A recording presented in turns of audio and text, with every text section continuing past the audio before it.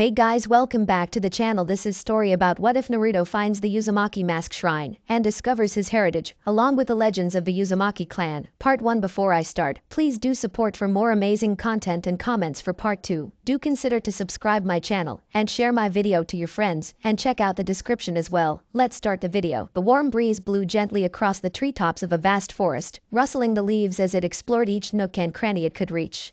The thick foliage prevented the wind from venturing too far below the canopy, but it sent small zephyrs questing wherever the branches thinned even slightly. One such adventure found a small clearing, slowly closing, wherein lay a once beloved shrine. The old wooden structure was losing the war to remain insular form the surrounding forest, and already the evidence of its losses were seen in the broken roof tiles and sagging walls. A small finger of wind played briefly with the long grasses that basked in the rare unobstructed view of the sun, before it found the rough wood of the shrine wall broken by an empty window frame. Without hesitation, the wind darted through the opening into the cool darkness beyond. The dust and old leaves within the shrine rose to greet the wind, but it could not tarry. As the small stream of air sought to return to the greater river in the wide open sky, it paused only a moment to caress the many masks that adorned the place of honor in the shrine. The masks danced on their hangings, seemingly eager for attention so long denied. Soon, like the attendants who were now less than a memory, the wind faded and left. The masks returned to their quiet lassitude, the mimicry of life already stilled. Quiet settled back into the shrine as if determined to reclaim its territory after being driven out by the usurping breeze. Skittish as a doe, the quiet once again fled at the sound of a distant thump. Close on its heels, 2 more thumps were followed by a slightly longer pause before a small object zipped into the clearing, its brief flight of freedom ended by the neglected, now abused, shrine wall. The mask stirred once again, perhaps more than the impact of the object should have allowed. The object, revealed to be a small knife with a wedge-shaped blade and a short wrapped handle capped by a ring, was in obvious disrepair, and seemed not an odd companion to the dilapidated shrine. The knife's ingress was soon accompanied by muttered curses against its heritage and efficacy, and sounds of the underbrush being roughly inspected for its whereabouts. Before long, a small boy stumbled into the clearing, sweeping through the tall grass in search of the wayward knife. He was unexpectedly a very good fit with the clearing. His blonde hair shone like the sun peering curiously through the gap in the boughs, and his well-worn orange jacket and pants seemed just as gnawed by time as the ancient shrine. His eyes, blue and seemingly clear as the sky above, nonetheless carried a gleam of sadness and neglect, as if the once proud building before him was reflected by his soul. As the boy searched the grass, the knife, dulled from long use and ill care, slipped from its perch in the wall, and fell to the earth with a dull thud. The boy, Uzumaki Naruto by name, looked up at the sound and gazed for the first time upon the old sanctuary. His eyes widened in curiosity as he straightened and approached the structure. "What is this place?" he whispered, his normal exuberance damped by the solemn atmosphere surrounding the shrine. His knife forgotten, Naruto stretched his hand out and felt the rough exterior, and he felt compelled to enter. He made his way to the front of the surprisingly large building. The entrance was at the top of a short flight of stairs, and the roof over the entrance was sagging to one side, the supports crumbling and broken. Above the entrance a large spiral symbol was emblazoned on the wood. The boy peered curiously at the symbol, which was the same as the ones embroidered on his jacket, white like the version on his shoulder instead of the red that was centered on his back. The blonde cautiously made his way up the steps, the boards creaking their protest of the sudden use. Inside, the darkness settled, more staunch than the quiet had been, only giving way to the shafts of sunlight that found their way through holes in the roof. Each step released clouds of dust into brief meandering flight, and Naruto suppressed more than one sneeze when the dust met his nose. As the boy made his way farther into the building, his eyes began to adjust to the dim light. However, though his body traveled through the darkened foyer, his soul seemed on a different path, one never seen but half remembered. Echoes of voices long faded seemed to stir to life again in the dusty darkness, and flashes of memory danced just on the edge of vision. Though the sounds and images were strange to Naruto, they seemed to fill him with a sense of peace and welcome such that he had never felt before, even as he was filled with a more poignant longing than he had ever experienced. The air was heavy and charged with some unseen energy, like the sky just before a thunderstorm. He seemed to hear and almost remember a once great people, whose fame and legend grew larger and more grand with each generation. There was power here, soaked into the very bones of this place. Power left behind and almost forgotten. Power, but also wisdom, poised to emerge into the world once more. More than once, Naruto hesitated, overwhelmed by the gravitas of the place, but his feet would not halt for long. Soon, he passed into another room, and found himself standing before a wall of intricate design, covered in a mural of dancing flames, and adorned with over a score of antique masks. The masks were all depictions of different animals or people, no two alike, but all seemed to gaze down at him in quiet speculation. Naruto felt those gazes in his very soul, as if he was being weighed and measured to the utmost particle, and he found his breath would not leave him. The feeling, though not quite comfortable, was fleeting, and he sighed in relief even as he thought he heard, or was it felt, a faint whisper that filled the space around him. Welcome Uzumaki. Naruto stiffened, the hairs on the back of his neck rising. Who's th there? After a few moments of silence, Naruto began to relax again. Must have been my imagination, he murmured. This place is kinda creepy. Despite his nervousness, Naruto's natural curiosity won out, and he decided to explore the old shrine a bit more. As he wandered, everything he saw spoke of long years of neglect. The roof was more hole than whole, and thick layers of dust coated every surface. The walls sagged, the floors creaked and groaned, and the once bright hangings and decorations were tarnished and faded. As he gazed up at a particularly large portrait of a severe-looking man with long white hair, squared-off beard, and two curved handles poking up from behind his shoulders, he stepped back to get a better view. A small crack was his only warning before his foot broke through the weakened floorboards, and he stumbled backwards. He hit something solid, then was hit by several solid somethings in return. A cloud of dust billowed up, temporarily blinding him. Naruto groaned and blinked his watering eyes to try to clear them. Eventually, he stood up and turned to see he had fallen into an old bookshelf, and much of the contents were now full into the floor where he had lain. Books and scrolls, all in surprisingly good condition, seemed to plead with him to be picked up and read once more. Naruto bent down to sift through the heap half-heartedly. From the still clearly lettered titles he could see, most of the books were journals or records of some kind, many with dates going back dozens, even hundreds of years. Unfortunately, he was not interested in history. After all, what could be important about something that happened so long ago, especially when there was cool jutsu to master? The wind sent another charge through the dilapidated building at just that moment, and the masks in the other rooms stirred on their hangings once more. One more book dropped from the shelf, straight onto Naruto's unsuspecting head. Ow! What the heck was that? Naruto rubbed furiously at his rising lump and glared down at the culprit. The book had fallen to the floor, innocently open to some page near the center. Naruto was about to kick the insolent book into submission, but the picture on the page caught his eye in the fading light. The page depicted a tall, willowy figure dressed in strange clothes, wearing a mask that looked similar to the ones he had left hanging behind. What Naruto found most interesting, though, was the blazing fireball issuing from the figure's mouth, engulfing several smaller figures in more menacing outfits and poses. Curious, Naruto picked up the book and looked for the title. Uzumaki Kichijinten of the No Masks. Huh. Naruto read. Wait, Uzumaki. He quickly thumbed through the book, looking for the picture of the figure again. He instead found a half-portrait of whom he assumed to be Kichijinten. She was shown as a young woman, with extremely short red hair and piercing gray eyes and a fine-boned face. She was wearing some kind of loose thin white shirt with slit sleeves, bound at the wrist, beneath a dark tight-fitting vest. She was holding a mask with the snarling visage of a wolf or fox in her slender hand. Most importantly, Naruto could see the same spiral crest embroidered on her vest, over her heart, that was above the entrance he had passed through and on his jacket shoulder and back. He knelt down and began sifting through the books on the floor. Uzumaki Kando My Life Among the Waves, The Tales of the Storm Riders by Uzumaki Otoman, The Treatise on Sealing of Great Beasts by Uzumaki Ashina, Uzumaki Toinari, Uzumaki Mito, Uzumaki. Naruto could not believe what he was seeing. Every book and scroll was written by or about an Uzumaki. Could these people be his relatives? His ancestors? His family? All his life, he had been told he was an orphan, and never had he heard about an Uzumaki family. From the size of the building and the amount of books and scrolls on this shelf alone, the Uzumaki were large enough to be a full clan, perhaps rivaling even the largest clans of Konoha for size and history.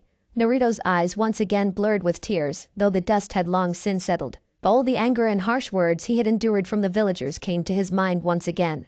The great gnawing loneliness that grew in his heart daily ached as he saw and felt their cold, empty glares. He could never understand why they hated him so much. Heaving a great sniff, Naruto clutched several books to his chest.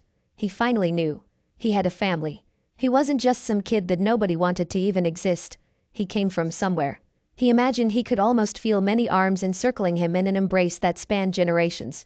The darkness was now filled with a warmth and peace he didn't notice before. Even though no one else was in the shrine, he didn't feel alone. Was this what having a real home felt like? He had no idea how long he knelt on the dusty floor, while his thoughts dwelt among the memories of his ancestors, but when he came back to himself, the sun had set, and the shrine was shrouded in full dark. Gathering up as many books as he could carry, Naruto slowly stood and made his way back towards the entrance on tingling legs. He had no memory of the trip back to his apartment, his attention was completely focused inwards. Had he been more aware, he would have seen the strange looks from the few villagers still out and about. After all, the village prankster wasn't often seen with his arms laden with books and scrolls, especially so late at night. More than once, a man or woman started to take a step forward, intent on reprimanding the brat for stealing from the library. But each time, his vacant trance-like stare gave them pause until he had already passed. Once he arrived, he absently kicked the door closed behind him, set his cargo on his rickety table, and sat down to read. The next morning, Naruto woke with a start. His neck and back were aching terribly, probably from the unusual sleeping arrangement he had made last night. He had been so engrossed in the books he had found that he hadn't noticed the time passing, and had fallen asleep at his small, rickety table. He groaned as he stood to stretch and work out the kinks, and the chair creaked in agreement. He froze in mid-stretch as a thought occurred to him. Didn't he have a team meeting today? Ugh. I'm late. He scrambled to grab his gear and sandals, pausing only briefly to stuff the book he was reading into the equipment pouch at his waist, then jumped from his open window to the nearby rooftop. The mid-morning village bustle was lost on him as he sped toward the training ground, where his team was hopefully in a forgiving mood. He bounded from roof to roof where he could, and blitzed through the crowded streets where he couldn't. More than one villager shouted angrily at him when he wasn't quite nimble enough to avoid bumping into them, but he barely took notice. He couldn't stop going over what he had learned the previous day. I can't believe I come from a clan, he thought. Why hadn't anyone ever told him? He didn't remember ever hearing about an Uzumaki clan in class. The Hokage had never said anything either, despite Naruto's repeated questions about who his parents were. That stung more than he cared to admit. He was hurt that something he so desperately wanted to know was kept from him, especially by one of the few people that would even give him the time of day. He resolved to confront the old man about it as soon as his team meeting was over. His thoughts turned to what he had been reading. The book on sealing by Uzumaki Ashina was far too complex for him to make much sense of, but he wondered if the technique was related to the seal on his stomach that held the Kyuubi. He had set that one aside to read later, after he found something a bit more basic. There were a couple of journals that he had thumbed through, but they hadn't held his attention for long. He had then turned to the book about Kichijinten that had first piqued his interest. She had apparently been a strong kunoichi known for her use of several no masks, porcelain masks carved or painted into various likenesses, hence her moniker. He hadn't been able to find out why she seemed to have so many different masks before he had fallen asleep, but she had made a point of describing several in detail. As the training ground came into view, he breathed a sigh of relief that Kakashi-sensei was still absent. His two teammates were there, however, waiting for the day's training to begin. Sasuke was leaning against one of the well-used training posts, brooding. His high-collared dark blue shirt partially obscuring his nearly perpetual scowl. His head was pitched forward so his black hair hung past his forehead protector and shaded his eyes. He seemed to be ignoring his female teammate, but a near imperceptible twitch at the corner of his eye betrayed his annoyance. Sakura was sitting on the grass next to him, the hem of her red dress arranged neatly on the grass. She was twirling a strand of her pink hair in her fingers, vainly trying to get the last Uchiha's attention. Naruto skidded to a stop and braced his hands on his knees as he panted from his cross-village sprint. Both his teammates looked up at his appearance. Naruto. Sakura growled, jumping to her feet with her fists clenched. You're late. Naruto straightened, rubbing his neck sheepishly. Heh, sorry Sakura-chan, I slept in. Sasuke grunted in derision, shaking his head slightly. Naruto was about to launch into a tirade at his teammate rival, but a hand lightly patting his head stopped him short. Well, Naruto, a calm voice drawled, nice of you to finally join us. Naruto's ire was immediately turned on his gray-haired sensei as he spun and pointed accusingly up at him. What do you mean, Kakashi-sensei?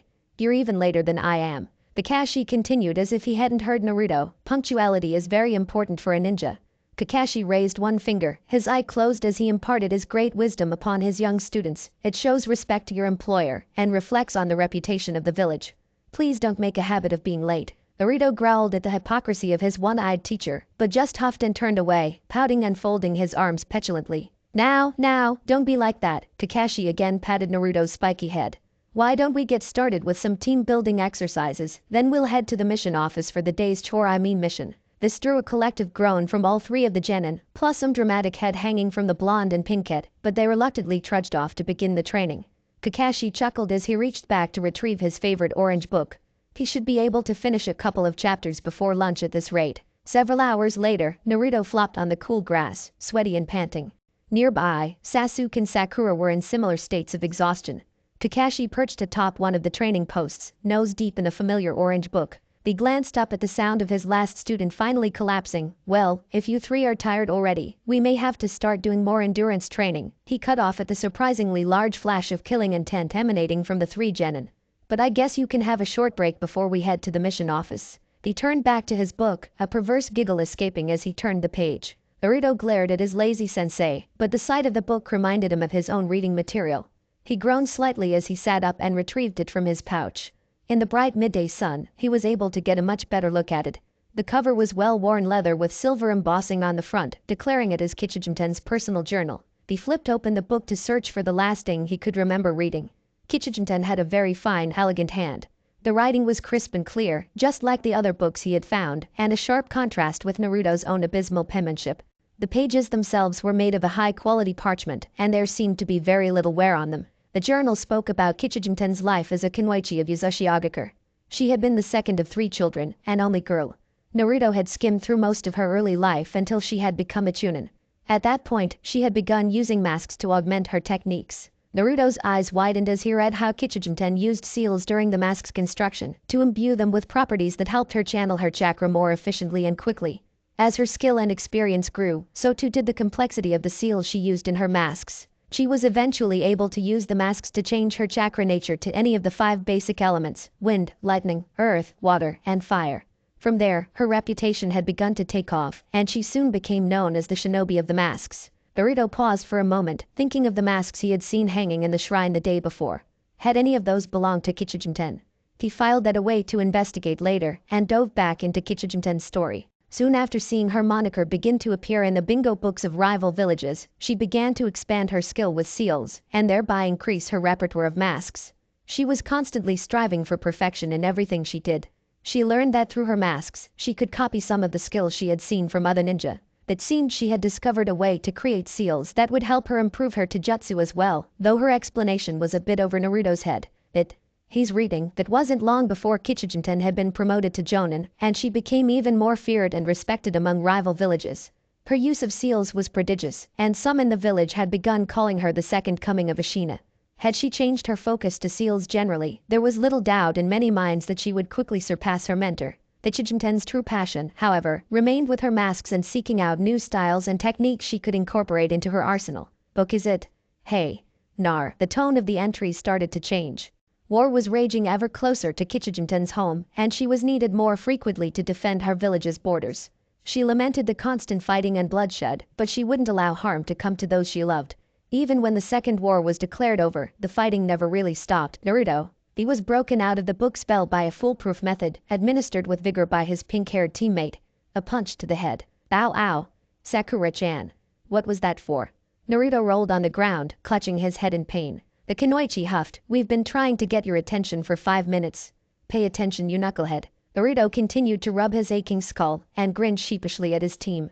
Oh, sorry guys, he chuckled. Guess I was kinda focused. Sakura hesitated, curiosity warring with annoyance in her green eyes. The war was brief, and curiosity emerged victorious. What are you reading, anyway? Sasuke was standing with his back turned, pocketed hands and feigning indifference, but his ears pricked up at Sakura's question. Even Kakashi put his own reading away to hear Naruto's answer. The orange-clad blonde jumped to his feet, the abuse to his head already forgotten.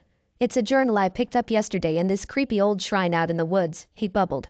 It's by a Kunoichi named Uzumaki Kichijinten. She was called the Shinobi of the Masks, and she lived in a place called Uzuamaki, and she was really strong, and the best part was, she was in Uzumaki. The whole place was filled with stuff about Uzumakis, so they must have been a clan, right? I wonder why she didn't live in Konoha. Maybe there are more in this Uzushio place. Whoa, slow down, Naruto. Sakura pleaded, what are you even talking about? What shrine? Kakashi jumped down from his perch and walked over, putting his book away. I think Naruto means the Uzumaki mask shrine.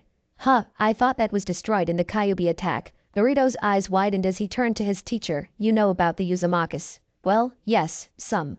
They were quite well-known clans several years ago. Didn't they teach you about them in the academy? His students all responded with confusion, glancing at each other. Kakashi sighed, though inwardly, he was shocked. Kushina would be livid. The Uzumakis were an old clan, distantly related to the Senju, and they were close allies with Konoha since the founding of the village. Senju? Sakura's mental database word. You mean they were related to the first and second Hokages? Naruto looked starry-eyed up at the Hokage monument, distantly visible over the treetops and roofs of the village. The mountain's sheer face was carved with the likenesses of the 4 leaders of the village hidden in the leaves, and his clan was related to the first 2. His attention snapped back to his sensei as he replied to Sakura's question. Yes, Sakura. The Uzumaki and the Senju were cousin clans from before the founding of the ninja village system. In fact, Uzumaki Mito was the wife of Senju Hashirama, the first Hokage. The Uzumaki were invited to join Konoha, but they declined. Instead, they decided to settle in the land of whirlpools and founded Uzushiogakure, the village hidden in the swirling tides. They remained close with Konoha, however, and provided assistance through the First and Second Shinobi World Wars. They were known and feared for their mastery of Fuinjutsu ninja sealing techniques. Sakura looked puzzled. Sensei, why do you keep saying were? Did something happen to them? Kakashi sighed again. Yes. Between the Second and Third Wars, an alliance of two great villages and several smaller villages invaded the land of whirlpools and destroyed Uzushio. The Uzumaki were trapped, and few, if any, were able to escape. The survivors of the invasion were scattered. Naruto here is the only Uzumaki I've heard of in quite some time. Naruto's excitement took a mortal blow from Kakashi's words. To find out he comes from a clan, and almost immediately learn his clan is gone, was devastating to the young ninja. He bowed his head, eyes shadowed. At his side, his clenched fists trembled as he struggled against the tears that threatened to escape. He screwed his eyes shut, a reinforcement to his determination to stop the flood. The next voice he heard shocked him, even as it threw a lifeline to his flagging will. Wait, if the Uzumakis lived in a different country, how did Naruto end up here? He can't be a descendant of Lady Mito, can he? Sasuke spoke up for the first time that day, no stranger to losing a clan. Kakashi rubbed the back of his head. Now he'd done it. There were some things he couldn't say, not now, but looking at his blonde student, he knew he had to say something. He cleared his throat, nervously. No, Lady Mito's children took the Senju name. As for Naruto's parents, there have been other Uzumaki who immigrated to Konoha from Uzushio prior to the invasion, so he would have to be related to one of them. Kakashi saw Naruto's excitement being its resurrection, and knew what would come next. And before you ask, Naruto, I can't be expected to know the name of every person who moves to Konoha from a distant land. We are a prosperous village, after all. Sasuke and Sakura seemed satisfied with the impromptu history lesson, and Naruto was mollified enough that he was back to his old self. Kakashi sighed once more, though this time in relief. Well, that was a bit more than I expected for the morning training. Let's head over to the mission office and see what's available. Kakashi clapped once and turned to lead the way back to the village proper, his three students falling into step behind him. Naruto looked up into the clear blue sky, determination ablaze once more in his eyes, as he felt Kichijinten's book tucked firmly in his pouch.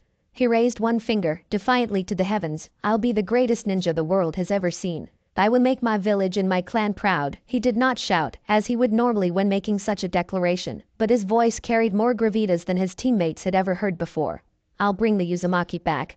I swear it. The sun shone brilliantly down on the busy village below.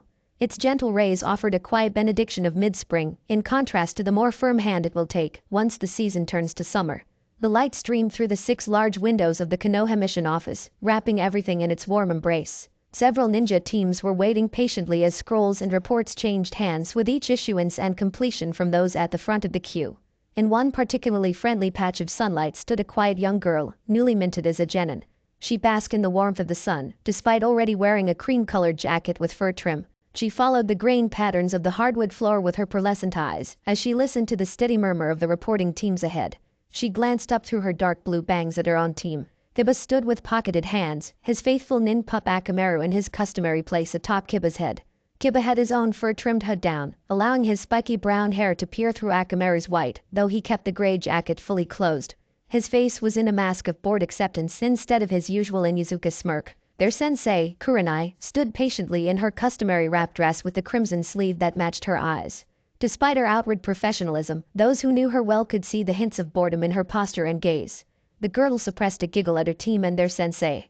The young ninjas each sported a fur-trimmed jacket in defiance of the heat. Their sensei, a tall, raven-haired woman, was the only one dressed for a warm land of fire spring, wearing her favorite wrap-style dress with one crimson sleeve. The just-left Shino, her last teammate.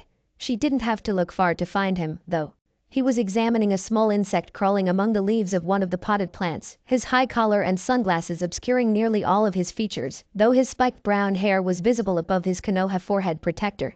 The boy reached out one pale finger to the insect, gently inviting. The invitation was immediately accepted, and a small traveler crawled along Shino's finger, happily. Hyuga Hinata smiled quietly to herself, content in her observations of her team.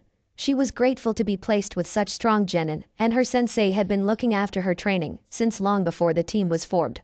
Her smile faltered at the memory of why someone outside of the Hyuga clan had been asked to train the clan heiress. Her father's stern eyes, always so full of disappointment when he looked at her, changed to the even worse apathy once Kurenai had agreed to take Hinata on. Hinata was pulled from the painful memory by the arrival of another team, opening the door behind her.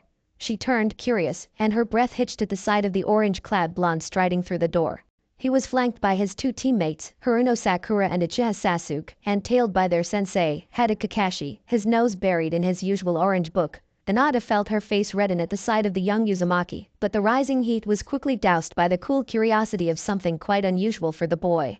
He, too, was reading as he walked, though this one was a brown, leather-bound book that appeared to be fairly old. She wondered what in the book could have captured Naruto's mercurial attention so completely, but the thought of asking him about it brought the flush back to her cheeks tenfold. Her blush intensified further when Naruto's team took up position in the queue directly behind her own team, the blonde himself stopping right next to her, though he was oblivious to her proximity, lost as he was in the pages. Kurenai noticed Hinata's sudden stiffening and glanced back to see what had caused it. When she set eyes upon the blonde, understanding sparked across her eyes. Her inner puck grinned mischievously, anxious for an opportunity to break up the tedium of line waiting. "Hello, Kakashi-senpai." She narrowed her eyes at the offensive book in hands, but continued on. "Here to report, or pick up." "The cup, Kurenai-san," the silver-haired jonin replied without looking up. "Busy morning of training. I thought a nice mission would be good for a break." Kurenai, knowing of Kakashi's notorious laziness, opened her mouth to reply. She was interrupted, however, by her more boisterous student. "Peishi no, check it out." Kiba called, "Naruto's reading. I didn't know he could read." Naruto looked up at the sound of his name, but his mind was still walking with Kichijinten. "Huh." He blinked, owlishly. "Did you say something, Kiba?" Kakashi beamed with pride in his now favorite student, and Kurenai stifled her laughter with a cough. "Naruto-san, what book are you reading?" she asked, genuinely curious. The sun shining through the windows could have gone black without notice for the light of excitement that shone from Naruto's face at the raven-haired jonin's question. "It's a journal from my ancestor," he began, waving his arms. "She was a really strong ninja from Uzushio. She used masks and stuff, but not like Kakashi-sensei, more like the Anbu guys." Hinata listened intently as Naruto went on to describe his discovery of an old shrine near the outskirts of the village that had once belonged to the Uzumaki clan. She frowned. She didn't remember hearing about an Uzumaki clan in Konoha. She waited, a surprisingly long time, for Naruto to stop for a breath in his description of the shrine and what he had found inside. Kurenai-sensei. She faltered when 6.5 sets of eyes turned to her. Kurenai knelt down to be eye level with the shy Hyuga. "Yes, Hinata-chan." The heiress swallowed nervously, but focusing on her sensei helped. "I haven't heard of the Uzumaki clan, are they?" Kurenai smiled at her student, guessing her unfinished question. "No, the Uzumaki are not a clan affiliated with Konoha, though there have been a few Uzumaki who have lived here." She looked at Kakashi, though I must admit, I don't know much about them myself. Kakashi-sensei told us the Uzumaki came from the land of whirlpools, Sakura chimed in. She went on to summarize what they had learned just that morning. She glanced at Naruto when the story reached its depressing conclusion. Naruto's exuberance was once again dampened by the sad tale of his clan, but his resolve burned in his eyes even brighter. A resolve that did not escape Hinata's notice.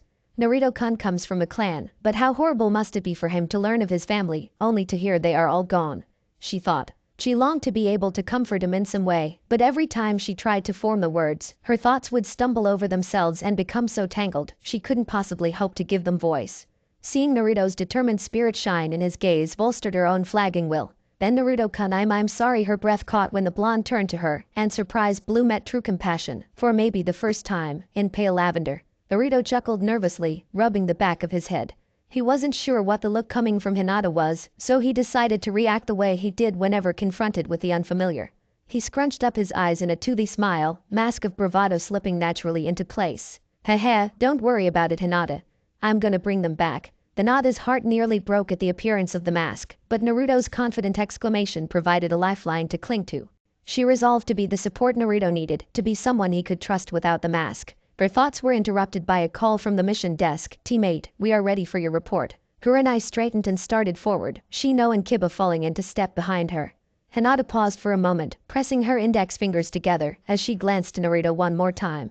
A small cough from her sensei ushered her forward, however, and she stepped quickly up beside her teammates. She listened with half an ear as Shino gave the report on their dog-walking mission in his calm, efficient manner, her thoughts on the recent revelation of Naruto's heritage. Their team was soon dismissed, and Kurenai instructed them to return to their training ground for evaluation on their mission performance.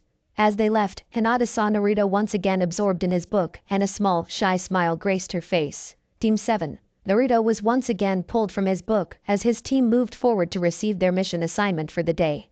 He slipped the book back into his pouch before looking up at the table, behind which sat several chunin, including his academy teacher, Yumi no Ruka. He also saw the Sandaime Hokage, Sarutobi Hiruzen, and remembered his axe in need of grinding. The old ninja noticed the flash of irritation in the younger, but made no comment as the available missions were listed for Team 7 selection. Kakashi noticed Naruto's ire as well, and a sudden puckishness overcame him. He interrupted the recitation with a cough. "Excuse me, Hokage-sama, but I think Naruto here might have already found a mission for us." He gestured to the shortest member of his team. The Sandaime raised one wizened brow. "Oh? And what might that be?" "It seems the Uzumaki mask shrine survived the Kyuubi attack, and Naruto stumbled across it yesterday." Sarutobi didn't bother to hide his shock, his other brow rising to meet its brother. He understood where Naruto's anger was coming from now, but he motioned for Kakashi to continue amidst the murmurs of the chunin seated at the table. From Naruto's description, the shrine is in understandable disrepair. I propose Team 7 investigate the shrine to determine the condition of the structure and its contents. Please excuse me, Hokage-sama. Haruka motioned for his leader's attention. I didn't know the Uzumaki had a shrine in Konoha. What does Kakashi-san mean, it survived? Haruka-sensei, you knew there was an Uzumaki clan. Why didn't you tell me? Naruto was hurt his former teacher also kept this information from him. He glared back to the Hokage. Why didn't anyone ever tell me? Haruka blanched. Naruto, Sarutobi cleared his throat, desperately wishing he had his pipe. This was not how he'd hoped this would happen. Naruto-kun, he began, the history of the Uzumaki clan connection with Konoha is included with the history portion of the first half of the academy curriculum. By the time you got to his class, they should have already been covered. Hokage-sama, Sakura raised her hand, confused. We were never taught about the Uzumaki clan. We didn't even know they were a clan, only that the Sandaime was married to Uzumaki Mido. And that was only mentioned once. The Hokage was nearly apoplectic. He turned to Haruka. Haruka, did you know about this? The academy instructor sputtered. Hokage-sama, I assure you, as far as I know, the curriculum is that same as when I was a student. As you said, I didn't cover the Uzumaki connection to Konoha in my class because I assumed it was covered in the first 2 years. And is Ananaba Jitora still the junior academy instructor? Yes, Hokage-sama. Sarutobi sighed, pinching the bridge of his nose. He made a mental note to have Jitora brought to his office for a talk about his performance of his duties. He turned back to Naruto, whose glare had lessened, but still persisted. I am sorry, Naruto-kun. It appears that a portion of your education was neglected. I trust, based on your reaction, Kakashi-kun has rectified this error. The silver-haired Jonin nodded, but Naruto was not satisfied. That still doesn't explain why you never told me, old man. Naruto. Haruka scolded, don't speak to the Hokage like that. Sarutobi raised his hand, placatingly. It's alright, Haruka-kun. Naruto has a right to be angry. He turned to the blonde, again. I must apologize, Naruto-kun. I assumed you had been taught about the Uzumaki already, and I felt there was nothing else I could tell you. Allow me to correct some of that now. Naruto folded his arms, foot-tapping impatiently as the Hokage leaned back, looking to the ceiling for a moment. He again wished for his pipe. After he had gathered his thoughts, he looked back down, intentionally meeting Naruto's gaze. Before I begin, would you kindly tell me what Kakashi-kun told you about the Uzumaki? I don't wish to repeat what has already been said. Naruto looked to the side, still hiding his hurt. He said the Uzumaki were a clan from the land of whirlpools. They were like cousins or something to the Senju before Konoha was founded, but they didn't want to leave their home to join the village. They told us that sometimes an Uzumaki would come to live here, like Mido-sama, but the village where they lived was destroyed, and the Uzumaki were wiped out. Fists clenched at his side and trembling, Naruto looked back to the Hokage, desperation and pleading hope warring across his face. Yes, that is correct, the old Hokage intoned, quietly. The Uzumaki were a noble clan, known for their potent life force and chakra, as well as being the foremost Chuinjutsu masters in the world. In fact, Uzumaki Ashina shared much of his knowledge with Sandaime-sama, Senju Hashirama, and is known as the father of Konoha's sealing techniques. Uzumaki Ashina, the name tickled Naruto's memory. Oh. He wrote one of the books that was in the shrine. Something about a sealing treat. The Sandaime nodded. If there is a book on sealing written by Uzumaki Ashina, you would do well to learn from it. You will not find a more talented master of that most complex art. Naruto's eyes shone like stars at that statement, and his pure excitement lightened Sarutobi's heart. Perhaps this will be for the best, after all. The Uzumaki continued to aid Konoha throughout our early history. In fact, Hashirama-sama incorporated the Uzumaki clan symbol into the Konoha emblem, as well as the standard shinobi uniform, as a symbol of our friendship with them. Naruto reached up to the battered forehead protector that Haruka had given the night he became a genin. His fingers lightly traced the leaf symbol with its familiar swirl center. Seeing his audience so enthralled, Sarutobi smiled to himself. I've still got it. Now we come to the answer to Iruka-kun's question. The Uzumaki Mask Shrine. When Hashirama-sama's brother, Tobirama-sensei, became the Niddame Hokage, the Uzumaki built a shrine in Konoha to commemorate their bond with the late Shodaime. And, I believe, give Mito-sama some connection with her homeland, as comfort for the passing of her husband. Over the years, Mito-sama collected copies of many of the writings of and about the Uzumaki, and placed them in the shrine. Among the scrolls and books were also masks constructed by the Uzumaki, though I do not know what purpose they served. Mito-sama and the Uzumaki that had immigrated to Konoha used the shrine to remember their home and heritage, so I suspect the masks reminded them of their culture. The masks were given a place of prominence within the shrine, so it became known as the Uzumaki Mask Shrine. Sarutobi paused for a moment, preparing for the sad turn the tale was about to take. When Uzushio was destroyed, the few Uzumakas in the village were devastated. However, the Third Shinobi World War started soon after, so there was little time to mourn, and even less time to search for survivors. If any Uzumaki survived outside of Konoha, we could never find them. When the war permitted, the Konoha Uzumaki requested permission to return to Uzushio to gather what they could of their clan's legacy. Most had been lost during the invasion and the intervening time, but what remained was brought back to Konoha and stored within the Uzumaki shrine. Once more, the Sandaime's gaze drifted to the ceiling, then the Kyuubi attacked. The destruction wrought by the beast devastated the village and destroyed much of the surrounding area. The Uzumaki fought the beast, but in the end they perished. I thought that the light of the once proud clan had been forever extinguished, and the world was diminished for it.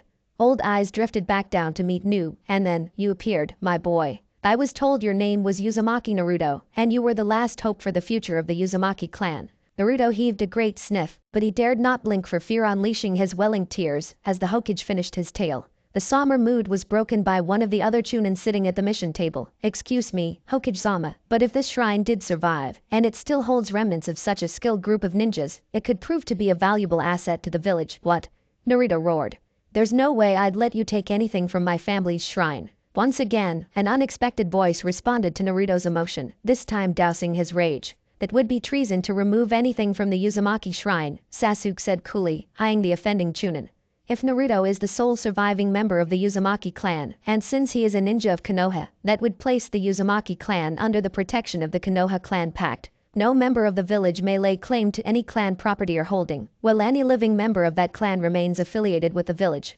If the village were to try to take anything from the Uzumaki clan, the other clans would revolt. Naruto was shocked at Sasuke's support for the second time that day.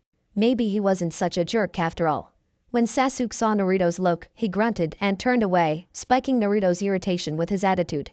Perhaps not. The Hokage lifted both hands up, palms forward. No one. He shot an angry look at the Chunin down the table, who suddenly found his paperwork very interesting. Is suggesting the village take anything from the Uzumaki clan, Sasuke-kun. However, I believe sending Team 7 to investigate the shrine more fully is an excellent idea. You are to make note of the condition of the shrine and the ground surrounding, and to assist Naruto-kun in making a full inventory of the contents. This will be a D-rank mission, paid from the village clan support fund. You will have 3 days to complete the mission. Iruka quickly copied the Hokage's instructions onto a blank mission scroll before presenting it to Kakashi. The 3 genin and 1 jonin bowed Toddy Hokage, and taking the scroll, turned to begin their mission. Naruto-kun, Sarutobi called as they reached the door. The young blonde turned, frowning. If you wish to make note of any needed repairs to the shrine, you may submit a request for financial aid from the village to fund the restoration. Seeing the Uzumaki Mask Shrine return to its former glory would be a joy, indeed, and it would go far to remind the village of one of its oldest allies. Naruto's eyes softened at the Hokage's sincere smile, and he managed a small smile in return. He nodded once, then turned to follow his team through the door. Naruto led his team through the bustling streets of afternoon Konoha. His fingers itched to grab Kichijinten's journal, but a nagging thought kept him from reaching to his pouch. Why had Sasuke spoken up, not just in the mission office, but at the training ground as well? He glanced back at the last Tache. Sasuke was walking along, hands still in his pockets, customary scowl frozen to his face. He seemed lost in his own world, far away gaze never quite focusing on his surroundings. The only indication that he was even aware of his surroundings was a slight twitch to his eye whenever they passed a group of girls. It seemed their quiet whispers and giggles, punctuated by the occasional infatuated squeal, was the only thing that could break Sasuke's musings. Naruto snorted. What did they see in him, anyway? He barely even looked at them, and they still frowned all over him. Sasuke must have felt Naruto's gaze, or at least heard his snort, because he turned to stare back in challenge. The confrontation didn't last long, however, before Sasuke smirked and deliberately broke the stare in clear dismissal. Naruto turned his eyes forward again, growling to himself. That jerk, Sasuke, he thought. Who cares why he said what he did? He was probably just trying to make me look stupid. It's not my fault I didn't know any of that clan law stuff. He angrily tore Kichijinten's journal from his pouch and opened it to a random page. The remainder of the trek to the Uzumaki shrine passed in silence, save for a futile attempt from Sakura to engage Sasuke in conversation and the occasional perverse giggle from their sensei. When the four ninjas arrived at the shrine clearing, it looked much the same as when Naruto had left it the night before. The wind blew lazily through the clearing, only half-heartedly brushing the leaves and grass before departing. The sun shone merrily, but a jealous cloud was vainly trying to keep the light to itself. Kakashi looked up at the dilapidated structure, whistling at its condition. Well, now, it looks like it didn't escape all the damage from the Nine Tails attack, after all. I'm sorry, Naruto, this might be a bigger job than I thought. Sakura looked askance at the crumbling entrance. Is it even safe to go in there? It looks like it could collapse at a harsh tone. Nah, it's fine, Sakura-chan, Naruto affirmed. I was in there for a while yesterday. Sasuke grunted, but it seemed more out of habit than haughtiness. Flashes of his own clan compound overlaid themselves on the shrine. Memories of that night surging upward from their prison in his mind. He quickly rallied himself and counter-attacked with vigor, his vendetta against that man leading the charge. He took the stairs like an enraged chef handling eggs and stepped across the threshold. Naruto bounded up the stairs after him, excitement lending weight to his steps rather than anger, his remaining teammate and sensei following close behind. Inside the shrine was as Naruto had left it the previous day. The darkness still clung stubbornly to every corner it could, giving way only to the sunlight peeking through the perforated roof and the beams from the ninjas' flashlights. Naruto paused, half expecting the same weightiness from the atmosphere of the shrine. After a moment, he continued forward, leading the way through the foyer. The flashlights revealed more of the interior than Naruto had seen the night before. Portraits of prominent clan members and leaders lined the wall, along with a large tapestry depicting what Naruto assumed to be Uzushio. Steep hills surrounded the village, leaving the buildable area of the island quite restricted. The limited space led the buildings to grow tall, reaching for the sky. A picturesque waterfall laughed its way down the northern rim of hills, until it formed a wide river bisecting the village. Bridges spanned its width, both at ground level and at various heights between the towers that marched along the banks. Rooftop gardens lent a lush and colorful splash to the village palette, and fountains of sparkling water adorned nearly every intersection. Oh, it's beautiful. Sakura sighed. That waterfall looks so romantic. Don't you think so, Sasuke-kun? When the object of her affection didn't even grunt an acknowledgement, she deflated. The four continued their investigation of the shrine. When they reached the wall where the masks were displayed, Naruto again felt the weight of the mask's gaze, but he felt far more comfortable knowing this was his family shrine. Kakashi looked thoughtful as he examines the masks. Naruto, what was the name of your ancestor who wrote that journal, again? Kichijinten, Naruto replied. Kichijinten of the no masks. The masked jonin tapped his chin. Something was just tickling his memory, but it was ephemeral as the scent of a dream. The more he tried to trail it, the more faint it became, until he questioned whether it was ever there in the first place. Kakashi mentally shook his head clear. Alright team, let's get started. We have 3 days to complete the mission. Sakura, start with the masks, get the number and a short descriptor of each. Sasuke, start outside, get the condition of the exterior and the grounds. When you are finished, meet Sakura in the foyer and begin making note of the condition of the interior. Naruto, you and I will go through the rest of the shrine and get an idea of the layout. The 3 genin snapped to attention before moving to their respective tasks. Naruto led Kakashi to where he had found the journals. The added illumination from the ninja's flashlights revealed the room to be a small library or study.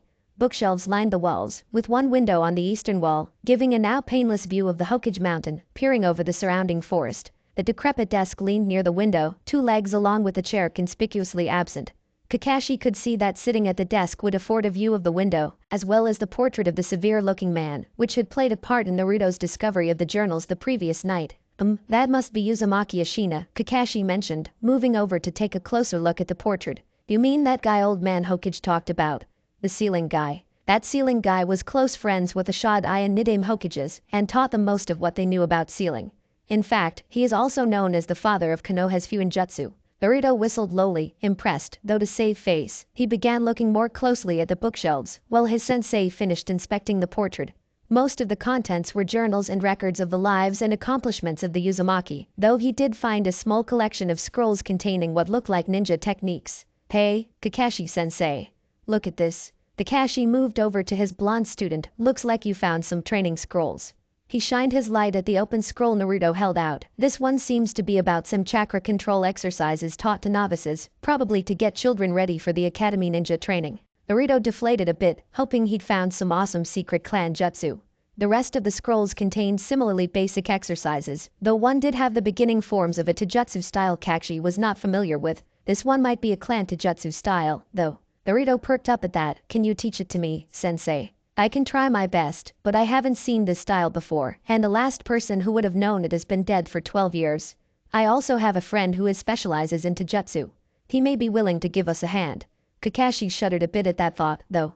He hoped his friend could keep his youthfulness restrained enough to not make this a part of their ongoing competition. Kakashi and Naruto continued their exploration of the shrine, finding several storerooms containing more pictures and tapestries, along with some vases, statuettes, and even a trunk filled with clothes of different fabrics and cuts. Naruto was happy to find so many things from his clan's homeland, but he was severely disappointed that nothing seemed very ninja-oriented, aside from the few scrolls now tucked into his pouch alongside Kichijinten's journal. Still, he could at least find out more about his family from all the journals left behind in the library. When they finally made it back to the mask room, the sunlight streaming through the window and the gaps in the walls was beginning to have an orange cast to it.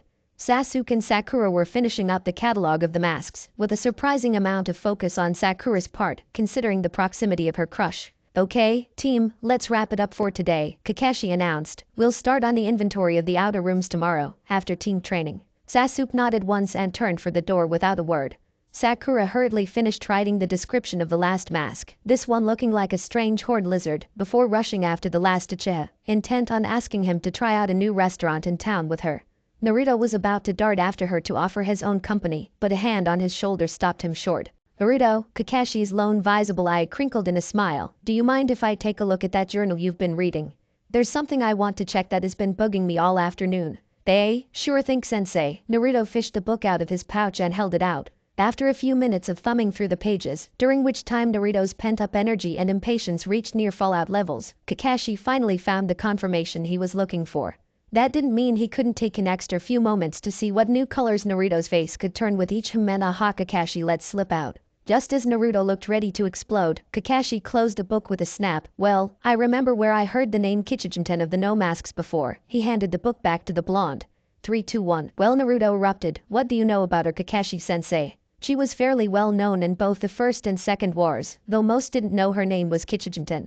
She was known in the book simply as the Shinobi of the Masks. Kakashi got a faraway look in his eye, reliving the times he had been told stories of the Shinobi of the Masks by his sensei's wife. For a while, many thought she was part of a special strike force of Yasushio Shinobi, similar to Konoha's Anbu.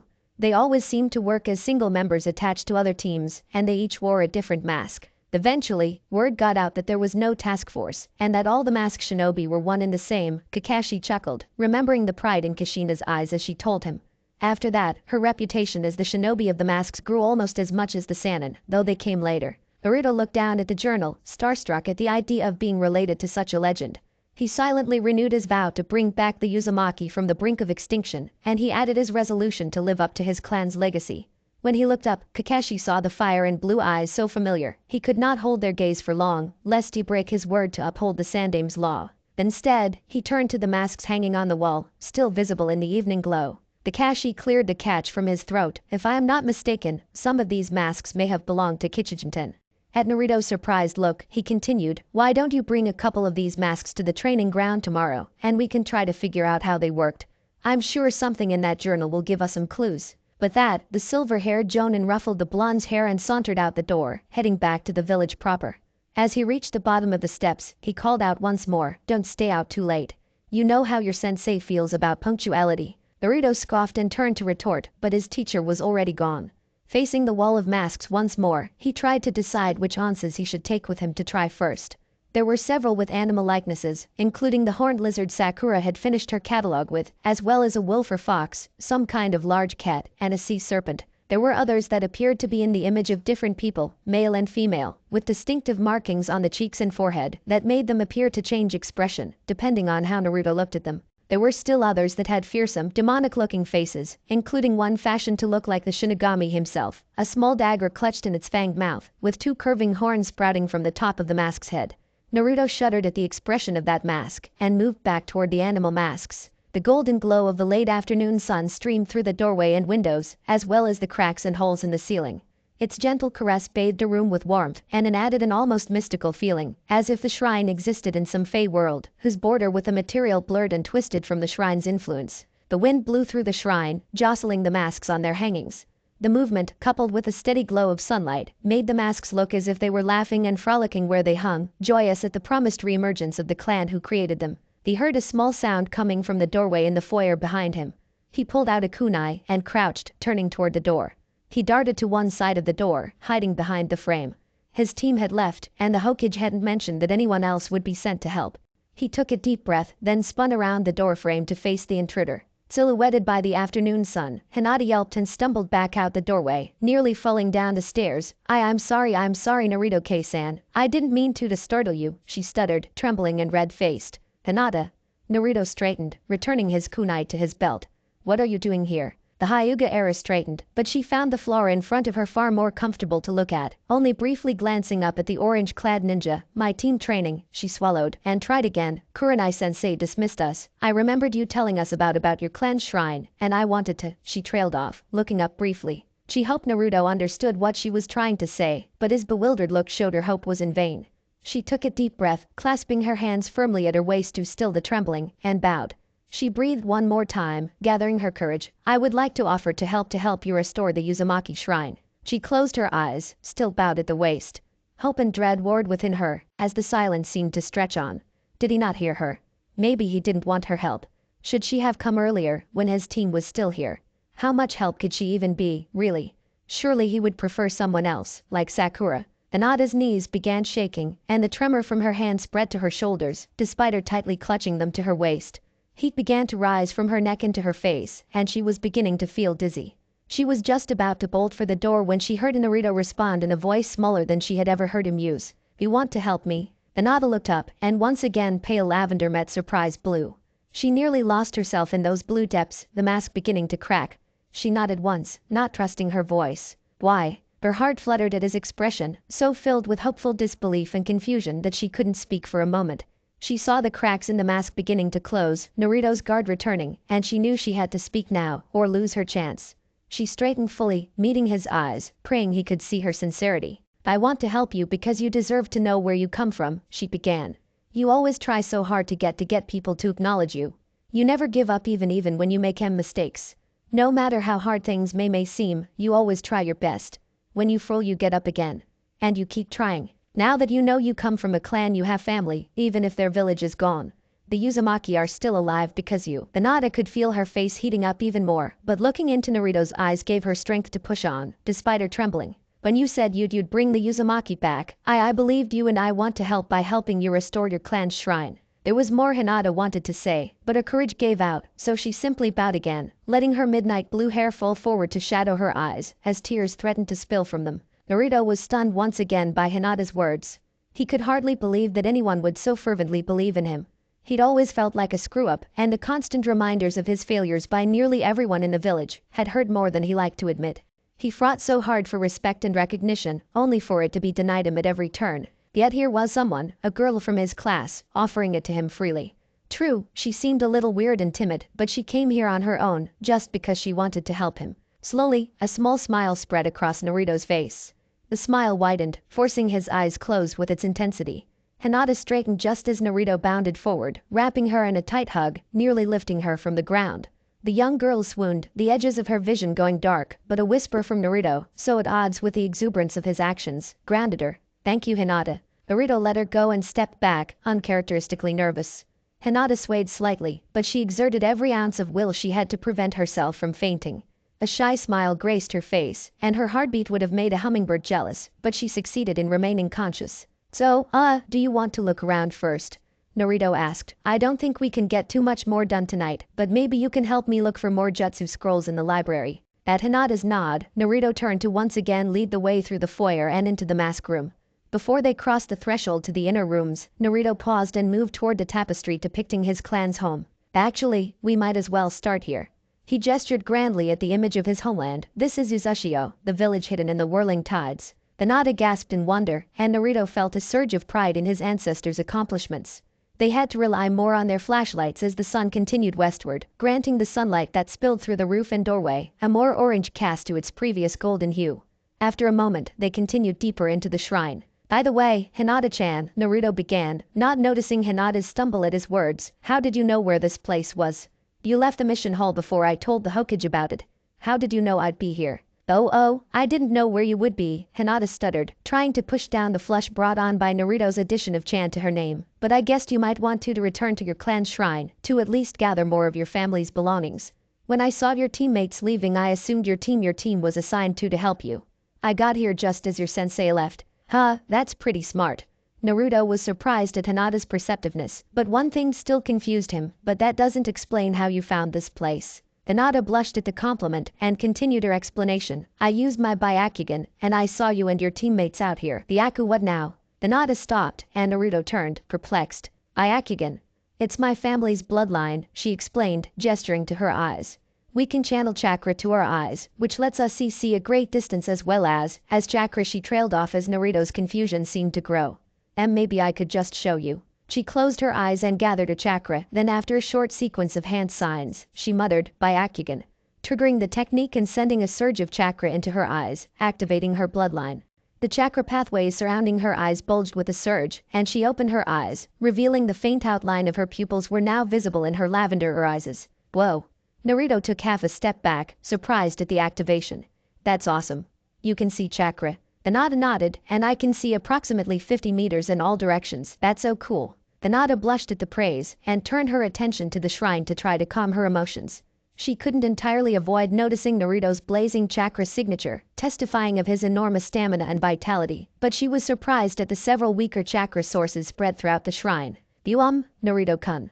Do you know what the other chakra signatures in the shrine are? Other chakra? Do you mean there are more people here? Naruto immediately went on guard, searching for the unseen company. No, they are too small to be people, and they aren't moving. Hinata focused her vision on the nearest source, back at the entrance to the shrine. They look like seals. There's one there by the entrance. The pair moved back to the entrance, and with Hinata's guidance, they soon found a seal carved into post to one side.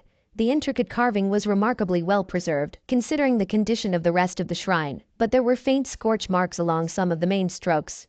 Naruto reached out to touch the seal, but a gentle touch from Hinata made him pause. Then Naruto-kun, it could be dangerous. Hinata noticed her hand on his, and pulled back, embarrassed. We don't know what kind of seal it is, or what it does. Naruto gulped, curling his fingers back, but leaving his hand outstretched. Well, what's the worst it could be? An explosive seal, was her quiet reply. Maybe a way to prevent enemies from capturing the shrine. Naruto tensed, retracting his hand fully, and peered at the seal, its twisting lines now evoking a coiled adder in his imagination.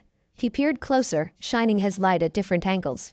The longer he looked, the more calm he felt.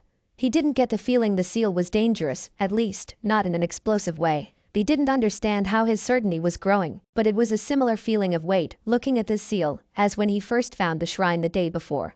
The felt again the faint almost whisper caress his mind as he stared ever deeper into the seal. Uzumaki. Hinata, Naruto breathed. Did you hear that? Naruto. I thought I heard something. Naruto shook himself. I don't think this is dangerous. How do you know? The slight quaver in Hinata's voice was unmistakable. I don't know, but looking at it just feels different, you know. Hinata considered the blonde next to her. All right, Naruto-kun. I trust you. Naruto reached his finger out toward the seal, hesitating just above the surface, before pressing the center firmly. The moment passed, and the two genin realized they had both squeezed their eyes shut. They looked at each other sheepishly and chuckled. Naruto, you usually have to put chakra into a seal to activate it. The blonde blinked. Oh, I knew that. I was just messing around to break the tension. Hinata giggled at his antics, watching with her Byakugan as he sent a small spike of chakra into the seal. Almost immediately, most of the other chakra sources flared to life, the light vanishing from her sight more quickly than it came. The result made her gasp in astonishment. She couldn't see outside the shrine. Hinata quickly deactivated her Byakugan and saw everything appeared unchanged to her normal vision. Naruto still stood, touching the seal, looking bewildered. Nothing happened. Maybe I need to put more chakra into it. Then no, Naruto. Hinata reactivated her clan's technique to confirm what she had seen. The seal worked, but I don't know what it did exactly. I think it put up a barrier. The barrier? Hinata nodded, her vision once again returning to normal. It looks the same, but when I try to use my Byakugan, I can't see anything outside of the shrine. Whoa, Naruto looked around the shrine again, with far more interest. Let's go outside and see if anything changed. Hinata followed the blonde down the stairs and into the clearing. They looked around, but nothing seemed out of place. The late afternoon had become early evening, the sun inching ever closer to the horizon, and a friendly breeze rustled the leaves in the trees surrounding. On a hunch, Hinata reactivated her eyes and knew what had happened. Naruto, the barrier blocks my sight. I can't see the shrine now. She took a few steps forward, but found an invisible obstruction blocking her from getting any close to the shrine. I've found it. The barrier is right here. Naruto came forward. I can't see anything. Are you sure? Hinata, excitement completely swallowing her shyness, clasped his hand and brought it up next to where hers. Naruto hesitated, but he couldn't feel anything. He took another step forward, attempting to pull his companion with him, but something prevented her from following, and his hand slipped from her grasp. Naruto, you got through the barrier. I can't see you anymore. I didn't feel any barrier. Naruto looked even more confused. Hinata thought for a moment before inspiration struck. It might be coded to allow people with the right chakra signature through. You can get through because you are in Uzumaki, but I can't because I don't have the right chakra. Seals can do that. Hinata shrugged. She admittedly didn't know much about seals beyond what her family used, which she did not like to think about, but the evidence seemed to suggest no other conclusion. Maybe could you go back inside and deactivate the barrier? How do I do that? Try putting your chakra into the seal again. Naruto nodded, forgetting that Hinata couldn't see him through the barrier while she still had her Byakugan activated. He turned and ascended the stairs, stepping through the doorway. As soon as his foot crossed the threshold, he heard an exclamation behind him. Oh. Naruto, the barrier is gone. Hinata came up next to him, her eye technique still active. The pair re-entered the shrine and moved to the center of the foyer. Hinata gazed around for a few minutes before turning back to Naruto, the chakra pathways to her eyes returning to normal as she released her technique. It looks like most of the chakra sources are connected to that seal. She pointed back to the doorpost. It's probably a network used for the barrier. Naruto nodded. What about the others? There are a few in the library that might be storage scrolls, and most of the masks have quite a few seals on them. There are also quite a few different seals and chakra sources in the basement. Naruto started the basement. Hinata cocked her head in a way that made something inside Naruto jump, but before he could do more than notice the feeling, her response gave him something else to think about. There is a floor beneath this one with several rooms and a large open space. Did you not know that? The excitement gleamed in Naruto's blue eyes, providing more answer than words, and Hinata was surprised to feel the same emotion welling up in her. The two genin felt the allure of adventure, calling them deeper into the shrine as they searched for a way into the lower level. Hinata led the way toward where she had seen the stairs. The two entered the library, and Hinata pointed to the portrait of Uzumaki Ashina. The stairs are behind that picture. Naruto hurried over and started examining the frame, looking for a hidden clasp or switch. He soon found another seal, this one tiny, no larger than his fingertip. A small pulse of chakra resulted in an audible click, and the portrait swung forward, revealing a hidden staircase leading down into the darkness. The air was cool, but not musty, and there was no trace of dust or grime on the steps. Naruto turned back to Hinata, the thrill of discovery shining in his face matched only by her own. Naruto practically vibrated with excitement, and Hinata giggled into the back of her hand at his exuberance. Their elation was short-lived, however, as they both noticed the sun fully setting behind the trees, casting the surrounding forest in shadow. Oh no, Hinata moaned. I didn't realize it was so late. She cast her eyes to the floor. I have to get home before my father sends someone looking for me. I'm sorry, Naruto. You'll have to go down without me. Naruto could see Hinata's disappointment, and his heart clenched within him. He looked down into the dark stairway, silently beckoning him with adventure and promise of uncovering more of his family's legacy. He looked back at the girl who had, in one day, done more to help him than anyone else had in his entire life. Hinata stood, staring at the floor, disappointed that she couldn't see this through to the end with Naruto, but not wanting to hold him back from discovering more about the family he so desperately wanted. She knew he couldn't wait to investigate the basement, but the sound of the hidden door closing felt like the crashing of prison bars to her heart. The hand reaching down to hers shocked her into looking up to meet those bright blue eyes she so admired. The genuine compassion in them made her breath catch in her throat. Hinata-chan, I never would have found this place without you, he began. I couldn't go down there and leave you to go home alone. That wouldn't be fair, you know. But this is your family. Don't you want to see what they left behind? Of course I do. But you're part of this now, too. Don't you want to see what is down there? Why yes, but then we will find out together. Naruto pounded his fist into his hand. They've waited this long, they can wait one more night. Hinata was touched by Naruto's consideration. His words, that she was part of this too, etched themselves into her memory. She felt like she was finally being useful to someone, and that someone being Naruto made it all the better. The deepening darkness of the shrine hid her blush, but the warmth she felt went beyond her shyness. She felt she had worth for the first time since her mother had passed. She wasn't just a burden. She sniffled, tears beginning to trickle down her cheeks, and she bowed. Thank you, Naruto-kun. For more than you know. The breeze blew briskly across Training Ground 7, shaking the sleepy grass with cool vigor as it raced the coming dawn. It swept the dew from leaf and blade with impunity, confident in its sovereignty over the vegetation at such an early hour. It soon reached a patch of grass that had already been stripped of dew and showed signs of hard wear. This area of training ground had been put to use by a young, orange-clad ninja, surprising the energetic wind, which normally shared these early hours with a pair dressed in green. The breeze could not be perturbed for long, and soon went in search of new adventures, leaving Naruto to shiver slightly in the cool morning air. Naruto had been too excited to begin learning the Uzumaki jutsu they'd found in the shrine the day before, to wait for team training. At the first lightening of the sky he rushed out of his apartment, barely pausing long enough to lock his door. He practically flew to the training ground, a pack holding a few items from the shrine that Kakashi had suggested he bring. When he'd arrived in the pre-dawn light, he gently placed the pack on top of one of the training stumps to protect it from the dew-drenched grass, and drew out the scroll containing the Uzumaki Taijutsu style. After spreading it out on a nearby rock for reference, he began with a brief warm-up to loosen his limbs in preparation, then moved on to attempting to copy the forms illustrated in the scroll. This progress had been slow and frustrating. The damp grass sabotaged his footing and made the wrestle with the forms more taxing. Fortunately, he'd never adhered to the style taught in the academy, preferring an ad hoc, brawler method of fighting, so he didn't have to replace much existing muscle memory. Unfortunately, since he'd never learned a dedicated taijutsu style before, he was unsure how the forms were supposed to link together. After over an hour of struggling and feeling next to no progress, he'd flopped down to the wet grass, aching limbs protesting loudly. This was the position the wind had found him in, and where he now lay.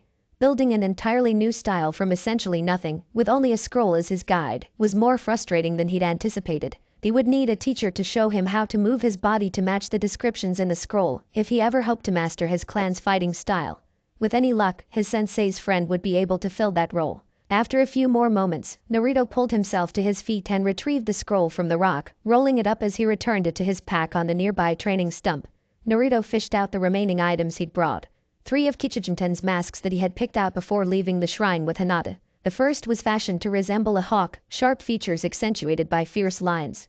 The second mask was in the likeness of a bear that seemed to change from friendly to ferocious, depending on how one looked at it. The last was the strange lizard he had seen Sakura enter into the catalog. It was nearly expressionless, but had 3 long horns protruding from the face, one above each eye and one on the nose, with a wide gaping mouth. It was this last one that Naruto decided to try on first. He turned the mask over, looking for a strap or some other way to secure it to his face, but found nothing.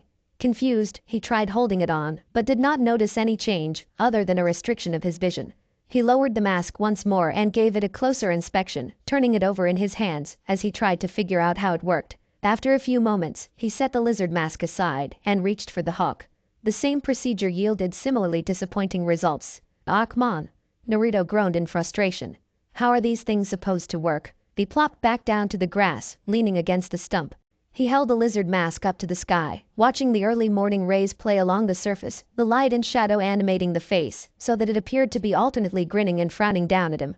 It seemed he'd have to wait for Kakashi to help him figure these things out after all. Thinking of his one-eyed sensei reminded Naruto that the Jonin had mentioned the journal might hold some clues about how Kichijinten used her masks. He reached back to his equipment pouch to retrieve the book that had begun this whole journey. Thumbing through the pages, he came again to the image that had first caught his eye, that of Kichijinten expelling a great ball of flame at her enemies. Turning back a page, Naruto began to scan the words. Finding the camp had been the easy part. Yushiro had been able to sense the gathered chakra signatures from quite a distance away. His mastery of the mind's eye of the Kagura never ceases to amaze me. I know he hopes his little Mariko can follow in his footsteps, but the girl seems to have scant interest in the life of a shinobi. In any case, once Yushiro had led us to the camp, Aina and I discussed how best to engage the target. Ideally, we wanted to avoid most of the underlings and lure Kajimura to us, but we all knew he was far too paranoid to stray far from the perceived safety of his little army. We thought to wait until an hour or two before dawn, when the sentries would be at their least attentive, and use Aina's earth release to infiltrate the perimeter, but Yushiro informed us about several other signatures clustered together near the center of the camp. These signatures belonged to a group of young captives, which I confirmed with Washi-kun. Aime's face darkened at the report. She knew well Kajimura's reputation. It seemed like I would get to try my new mask out earlier than I'd thought. I was nervous about trying it so soon after finishing the seals. I hadn't even had a chance to test it yet, and it was the first time I had made a mask based on a being as potent as Kuzunoha. Still, I knew I would need all of her power I could get, and likely several of my lesser masks as well. Naruto paused in his reading. Kichijinten mentioned she'd had to finish the seals before she could use the mask. He had no idea what she had done, but if it involved Fuinjutsu, then maybe it worked like the seals he and Hinata had found in the shrine.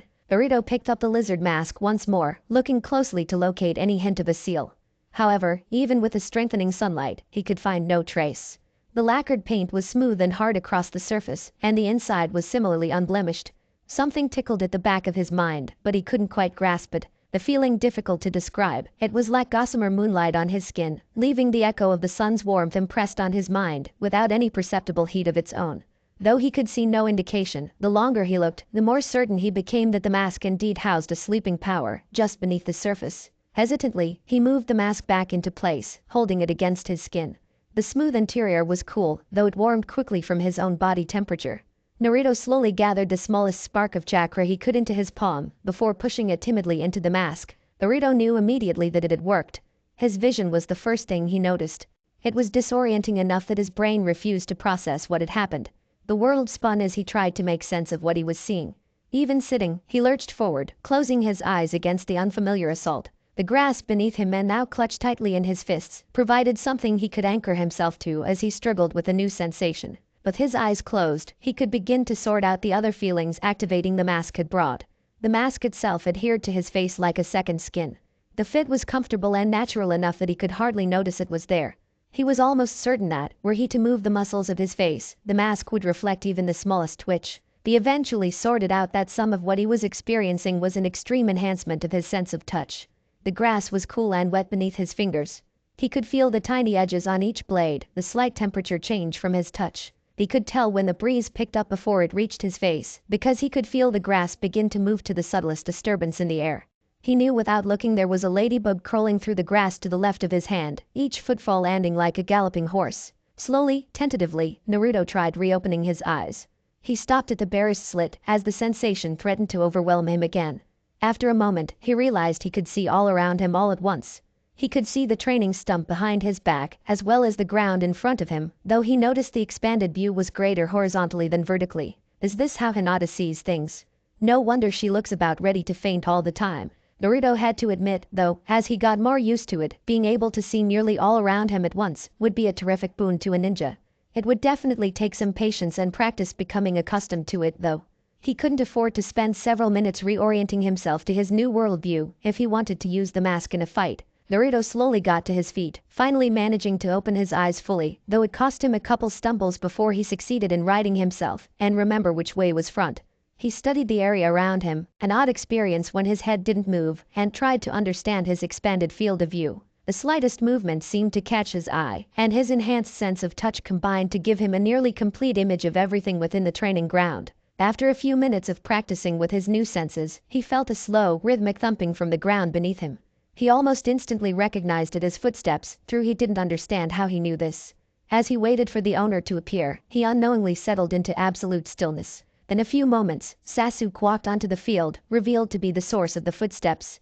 Naruto almost shouted an insult to the Uchiha, but his normal competitiveness seemed to be swallowed up by calm patience, and he was content to let his teammate make the first greeting. Sasuke made no such address, which didn't surprise Naruto, but nor did he seem to notice the bright orange-clad ninja, which did surprise him. Sasuke scanned the field as he approached the training stumps, obviously seeing Naruto's pack and the evidence of his early arrival, but his eyes seemed to sweep right over the blonde. A puzzled look crossed Sasuke's face, mirrored by one of Naruto's own. Before either genin had time to think too much on this, they were joined by their pink-haired teammate. Sakura stepped into the training ground, still rubbing sleep from her eyes. As soon as she saw Sasuke, she brightened considerably and let out a friendly call. Sasuke-kun. Good morning. It looks like we're the first ones here, again. Sasuke gave his usual taciturn grunt in reply, though it seemed more out of habit due to his distraction. Naruto's been here already. At the Kunoichi's look of confusion, Sasuke merely pointed at the pack on top of one of the training posts. The two approached the stump, passing within a few feet of where Naruto stood. Maybe he went back to the village for breakfast. Sasuke again only grunted in reply. Something seemed off, but he couldn't place his finger on what. His instincts warned him to stay on guard, however, especially after what had happened the day of the team assignments. He refused to let Naruto get the drop on him again. Sakura could feel her teammates' tension and nervously scanned the field for signs of trouble. Surely nothing serious could have happened to Naruto, right? They were still within the village boundaries, so it was safe. Unless enemy ninja had infiltrated the village.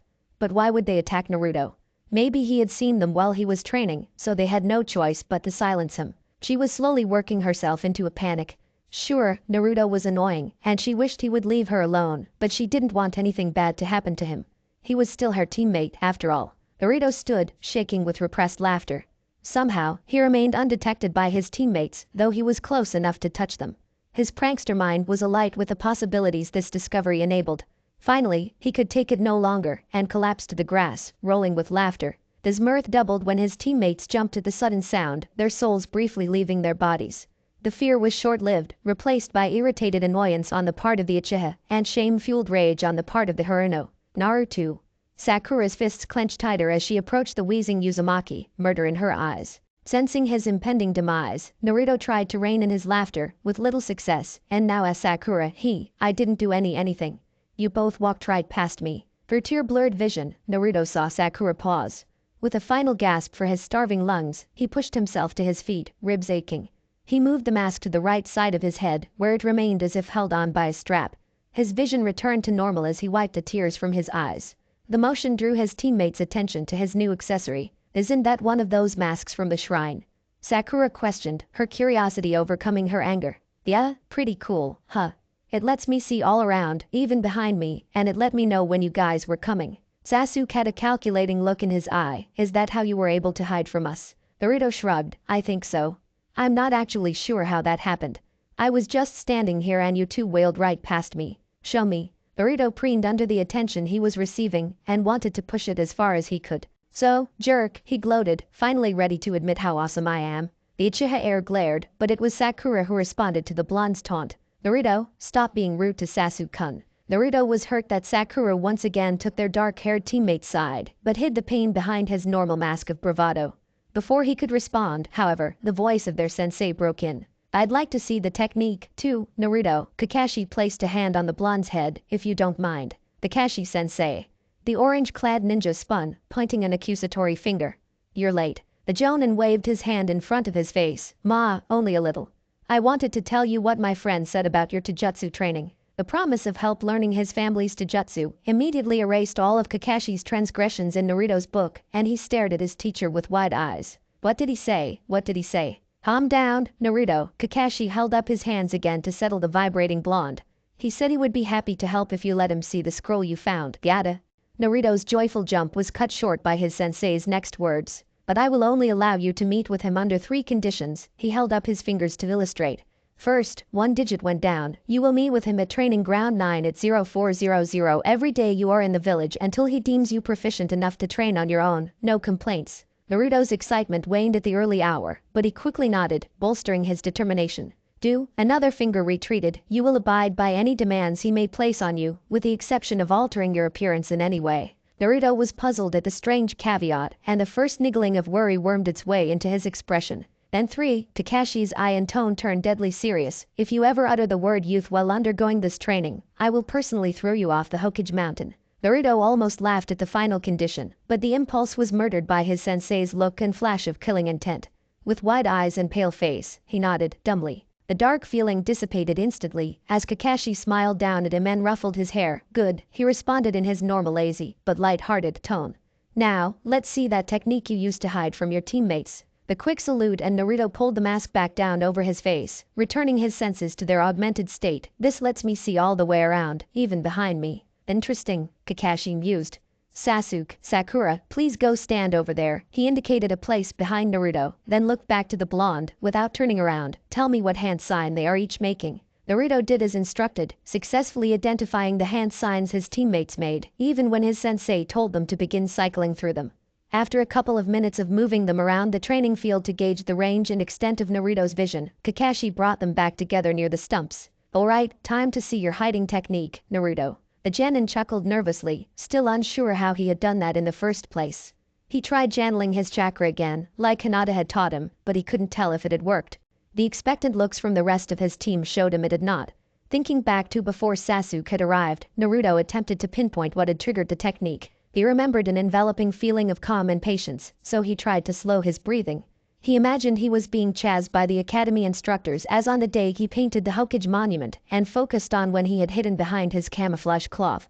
He stilled himself, even tried to make his breathing shallow and smooth so as not to betray his location. He could reach that state of stillness for only a moment, which had been enough to allow his pursuers to pass him by, but a shocked gasp from Sakura caught his attention and broke his tenuous focus. His teammates, Naruto had briefly faded from view, blending into the background so perfectly as to render himself practically invisible.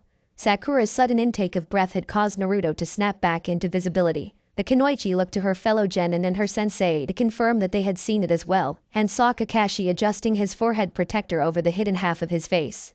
The twinkle in his eye confirmed that he had seen Naruto vanish too. Naruto moved the mask back to the side of his head. Did it work? Kakashi nodded, but it was only for a moment. It seems like you need to work on your concentration. He turned to his other two students. Any guesses on how it works? All three genin stood, thoughtful, for a few moments, before Sakura finally spoke up. I didn't see any hand signs, she began, so it has to be a technique stored in the mask itself. Since it was made by the Uzumaki, and you said they were known for their sealing techniques, it is probably from a seal somewhere on the mask, Sasuke added. He, too, was getting caught up in the mystery of the jutsu. Naruto nodded. Kichijinten said something about seals in her journal, but I didn't see any on the masks. Kakashi tapped his chin with one long finger. It's possible the seals are hidden on the front of the mask. They could have been carved or burned into the wood, then inked and covered with a lacquer to protect and conceal them, though I have no idea how that could have been accomplished without the seals becoming distorted, or what seals were used. He was grateful to Kushina for sharing what little she knew of Kichijinten's methods, but he couldn't explain much to his genin at this time. Besides, it was good for them to think he was coming up with this all on his own. Naruto's mind began to spin with the possibilities as he absently touched his pouch where the journal lay. He was pulled from his musings when he realizes his sensei was still speaking. I think it's about time you get some practice using that mask in a combat simulation. Sakura, I want you two to spar with Naruto while he wears the mask. Come at him both at once, from as many different angles as you can. Naruto, I want you to practice keeping track of multiple targets in your expanded vision, and try to get that fading technique working more reliably. If you can avoid capture by your teammates for a reasonable amount of time, we'll head over to the shrine to continue our mission. Naruto felt a cold chill crawl up his spine, as if someone had walked over his grave. He turned slowly to see his teammates, each with a ghoulish smile on their faces. Sakura cracked her knuckles menacingly. The promise of pain for his earlier prank hung unspoken in the air. Sweat began to pour from Naruto's brow. Oh, and Naruto, Kakashi drove one final nail in the last Uzumaki's coffin. No shadow clones. The terrified screams quickly fading into the distance were drowned out by the shouts of rage following. Kakashi chuckled to himself, pulling out his favorite orange book. Kushina, you would be proud of how Naruto is taking to the Uzumaki legacy. He gazed up at the Hokage mountain in the distance, thinking of one face particularly. He may even surpass you one day, sensei. Naruto had eventually gotten the hang of utilizing his expanded vision to track his teammates' movements, which was incredibly useful, but the most he had managed with the other technique was a brief fade into invisibility that lasted a few moments. Still, necessity had driven him to the utmost reaches of his creativity and timing with his new ability. Sakura had cried foul on him for using shadow clones more than once when they had him cornered, only for him to fade out of existence at the last moment. After an indeterminable time, all three genin had flopped to the grass, scuffed and exhausted.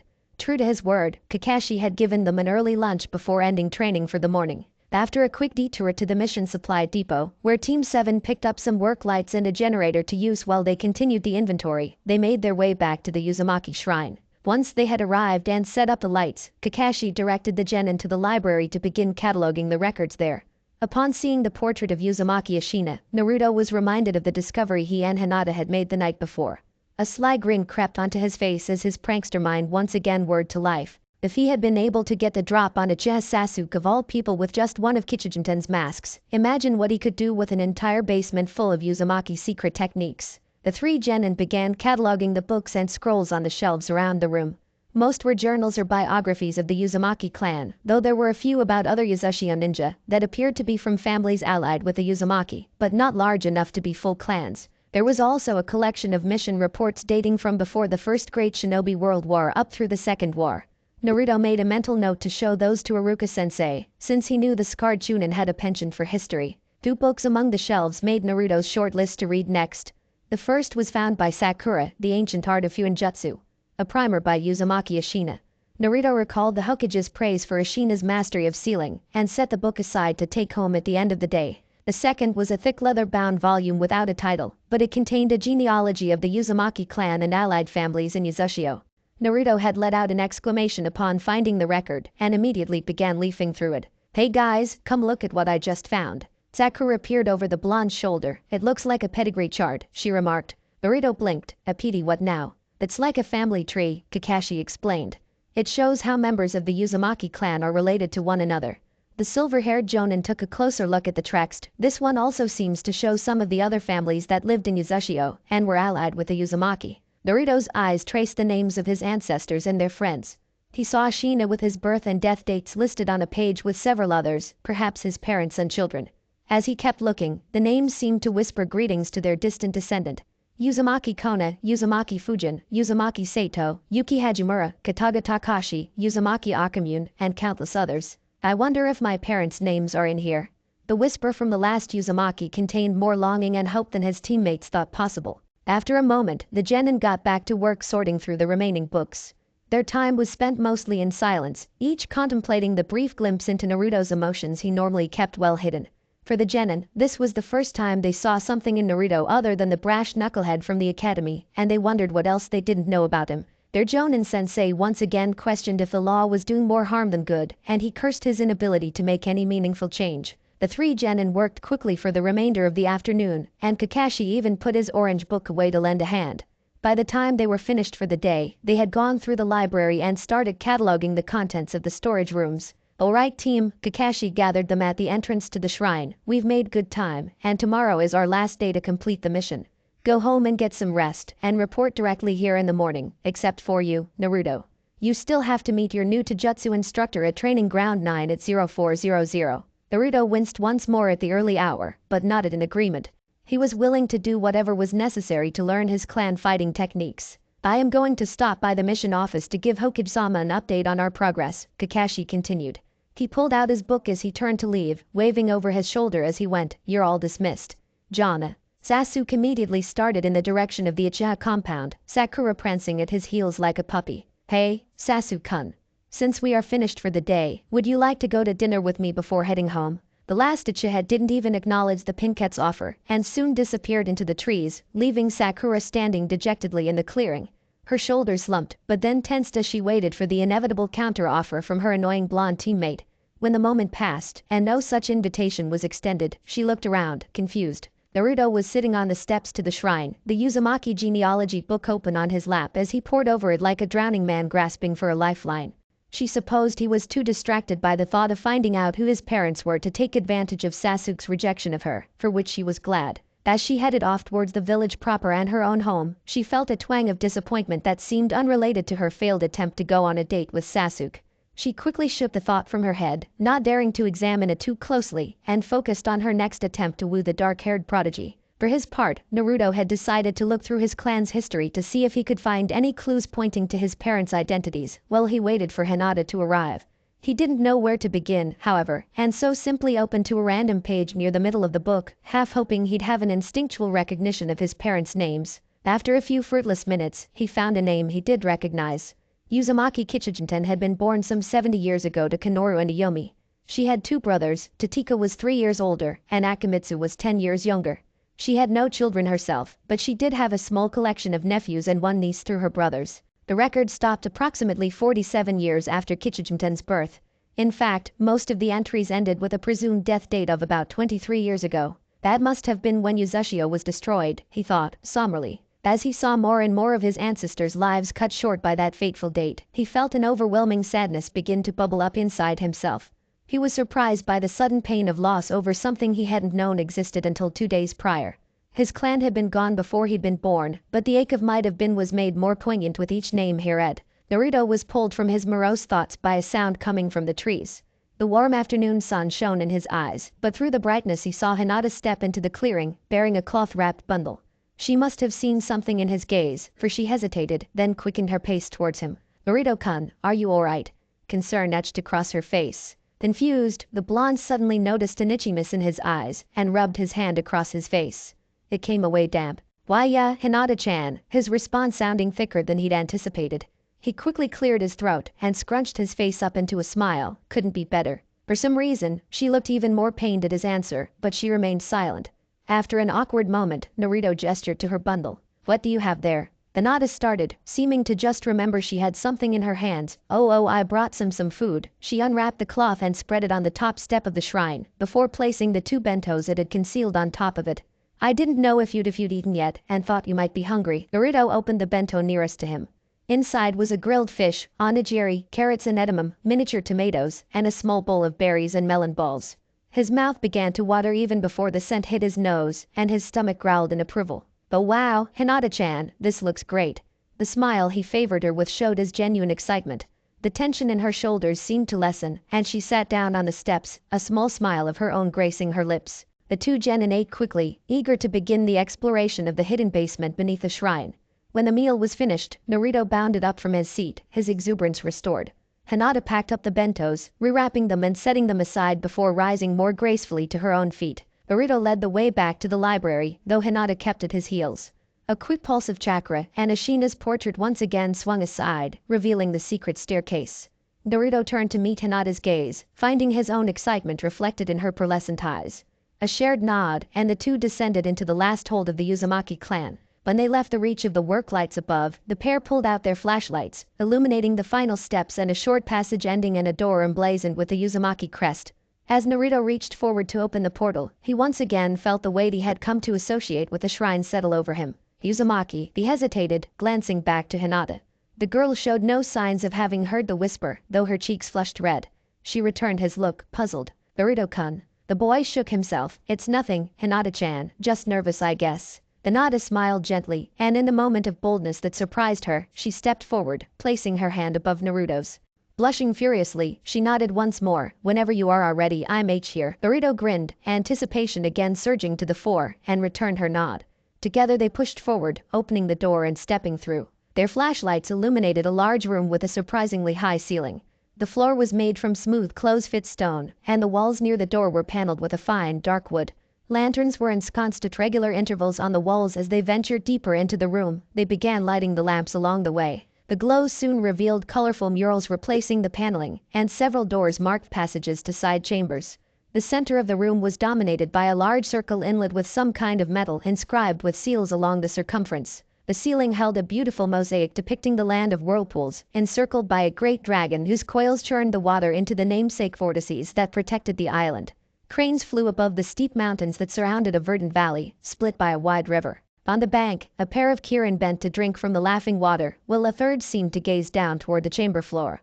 The flickering lantern light gave life to the image, and the watchful Kirin appeared to look curiously at the awestruck genin. The Nada had never seen anything so grand, even in the Hyuga estate. To think that something that had been so lovingly and painstakingly crafted was hidden underground was almost heartbreaking. Wonder filled her mind at the thought that she was perhaps the first non-Uzumaki to see such a treasure. "Naruto-kun, this is amazing." Hinata's voice escaped as barely a whisper, her eyes never leaving the stunning scene above her. "Yeah?" Naruto's voice held more reverence than she had ever heard in him before, and she was nearly overwhelmed that she was allowed to be a part of this discovery. Eventually, the 2 pulled themselves away from admiring the ceiling, and moved towards one of the doors at the side of the chamber. The spell of the mosaic seemed to fade as the thrill of adventure once again urged them onward. The door revealed another library, though this one was larger than the one above. Racks lined the walls, filled with scrolls of all sizes, from the small field scrolls used by shinobi on mission to ones larger and thicker than the scroll of sealing that had played such an important part of Naruto's graduation. The quick perusal showed them to contain techniques from every branch of the ninja arts, from ninjutsu and jinjutsu to taijutsu and weapon jutsu, though by far the largest portion of the collection was devoted to fuinjutsu. The next room contained displays of weapons and armor, mostly swords, but also a few pole arms, unusual for a ninja clan.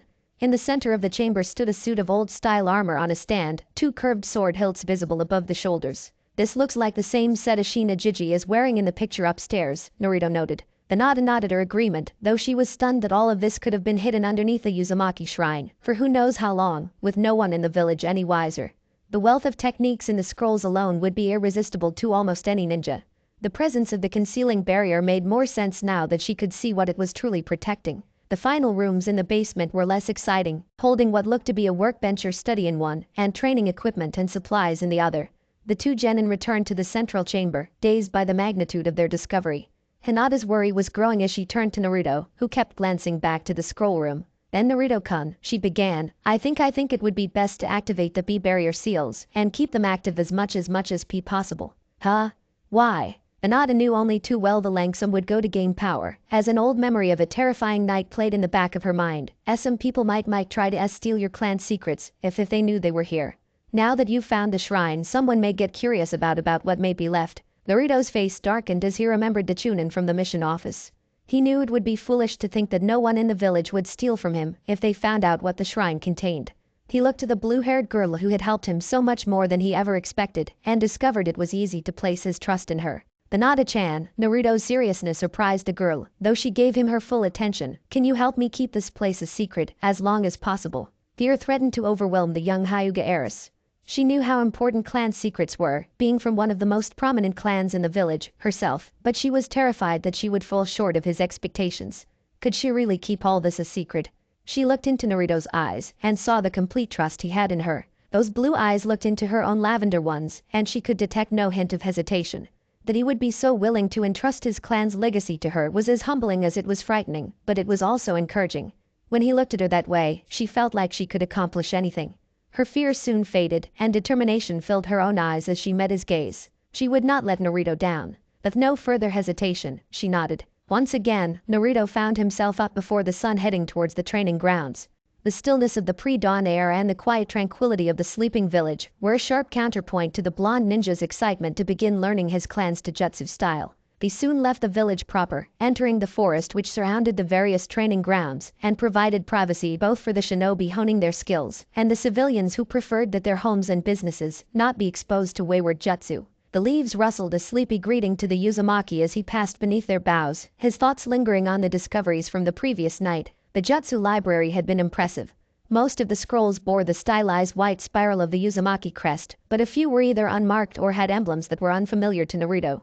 Even Hinata with her clan upbringing could not identify them. The realization that more than just his clan had been destroyed when the village hidden in the whirling tides fell was sobering. Naruto resolved that night to do everything possible to discover who the lost clans of Yazushio were, so their names would not be forgotten. He hoped the genealogy book would hold the information he needed, or at least some clues to the identities of the other clans. There were names from outside the Uzumaki clan, but Naruto hadn't noticed if there was anything to distinguish whether they came from clans or smaller families. The next discovery proved enough to bring the two genin out of their depressing mood. Hinata had discovered a large scroll in a jade tube, capped in gold and protected against unauthorized access by a seal with a white spiral at the center. Naruto applied a small bit of chakra, and the seal opened with a flash of light. The scroll inside contained the hijutsu of the Uzumaki clan. More than the generic ninja skills, Hinata had explained, hijutsu, also called Hiden, were secret techniques specific to a group or individual, in this case the Uzumaki, and could only be performed by one who had the special chakra unique to the clan. While not quite equivalent to a bloodline limit, they were the next closest thing, much like the mental skills of the Yamanaka clan or the shadow jutsu of the Nara. Kichijinten's method in creating her infamous masks could also be considered a hijutsu, albeit a lesser one than the clan's skills. The scroll described the Uzumaki as having 3 distinct Hiden, which all stemmed from their uniquely potent chakra. The first was called Mind's Eye of the Kagura and was a chakra-sensing jutsu of unparalleled ability. It relied on the user's yin release to extend their senses to several dozen kilometers. The user could track distinct targets based purely on chakra signature and perceive fluctuations in chakra that would indicate when a jinjutsu was active on the person. The second ability was also based in yin release, though it began to blend in the yang release. It was known as the adamantine chains and came in 2 varieties, the attacking chains and the sealing chains. The attacking chains were capable of immense power, able to pierce any known substance and lift tremendous weight with ease. The sealing chains could restrict a target's movement as well as chakra flow, and by using 2 or more chains, the Uzumaki could erect an impenetrable barrier. The third Hiden of the Uzumaki was much more closely guarded, to the point where it wasn't even named in order to prevent others from discovering and exploiting it. It was derived from the chakra transfer technique and took advantage of the Uzumaki's potent life force and yang release. If someone bit an Uzumaki, they could transfer the Uzumaki's chakra and heal even life-threatening injuries. The drawback to this Hiden was it drained the Uzumaki's chakra reserves dramatically and could be lethal if used too liberally. Naruto was pulled from his thoughts on his clan hijutsu by the sound of sparring coming from the clearing ahead. As he passed through the trees, he saw a Jonin wearing a green one-piece training suit with orange leg warmers and a Konoha flak vest, sparring against a clone that had been transformed to be about Gen in height, presumably in preparation for Naruto's arrival. The transformation jutsu on the clone appeared to be mainly a stature change, since it still looked identical to the Jonin, sans the flak vest.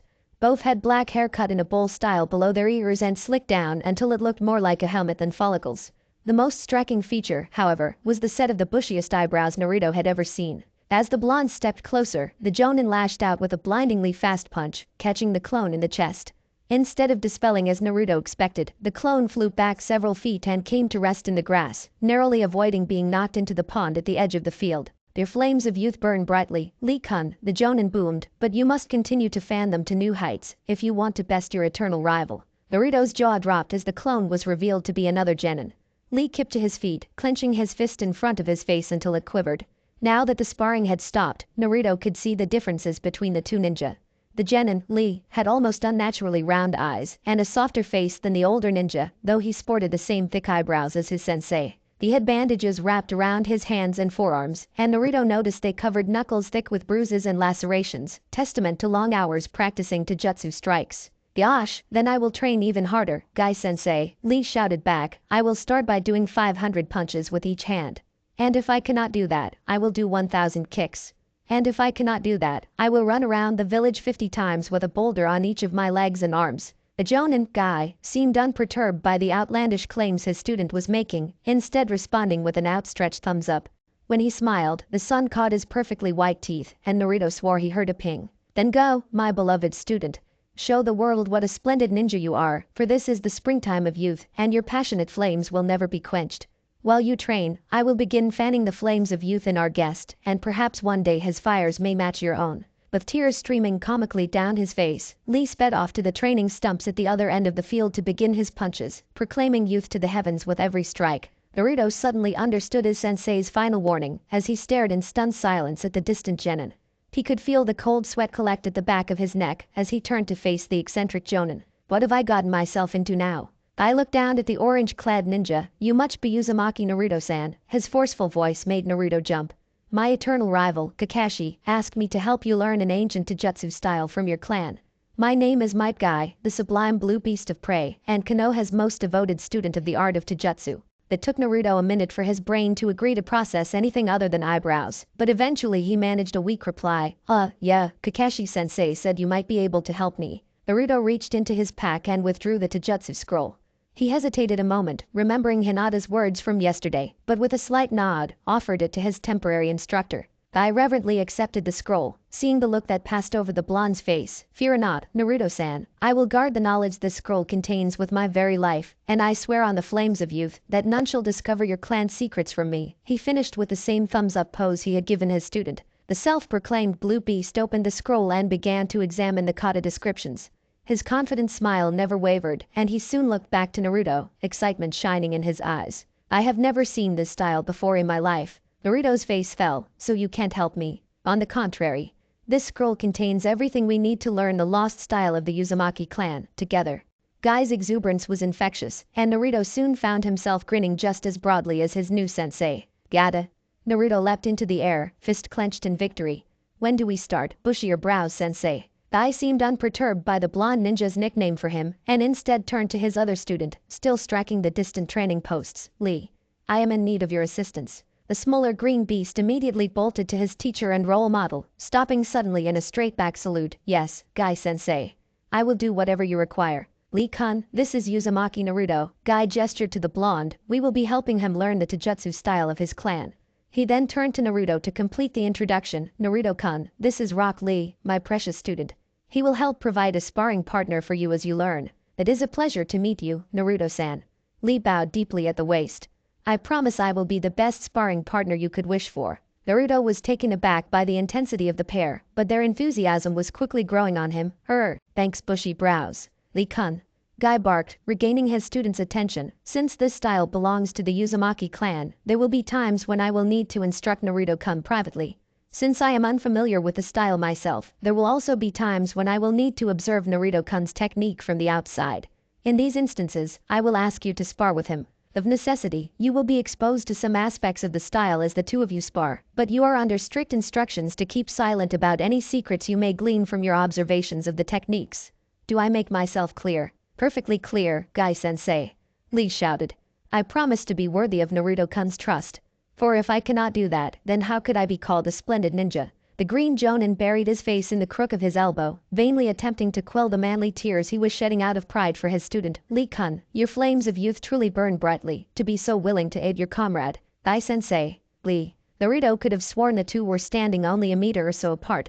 Yet he watched as somehow Lee began running towards his sensei, arms outstretched, taking several steps along the sandy beach as seagulls cried, and the setting sun gleamed brightly on the surf. Teacher and student embraced as a wave crashed, sending salt spray high into the air, throwing the sun's light into a beautiful rainbow that arched over them. As quickly as the vision appeared, it was gone, leaving Naruto flabbergasted and absently wiping the ocean spray from his face. What was that?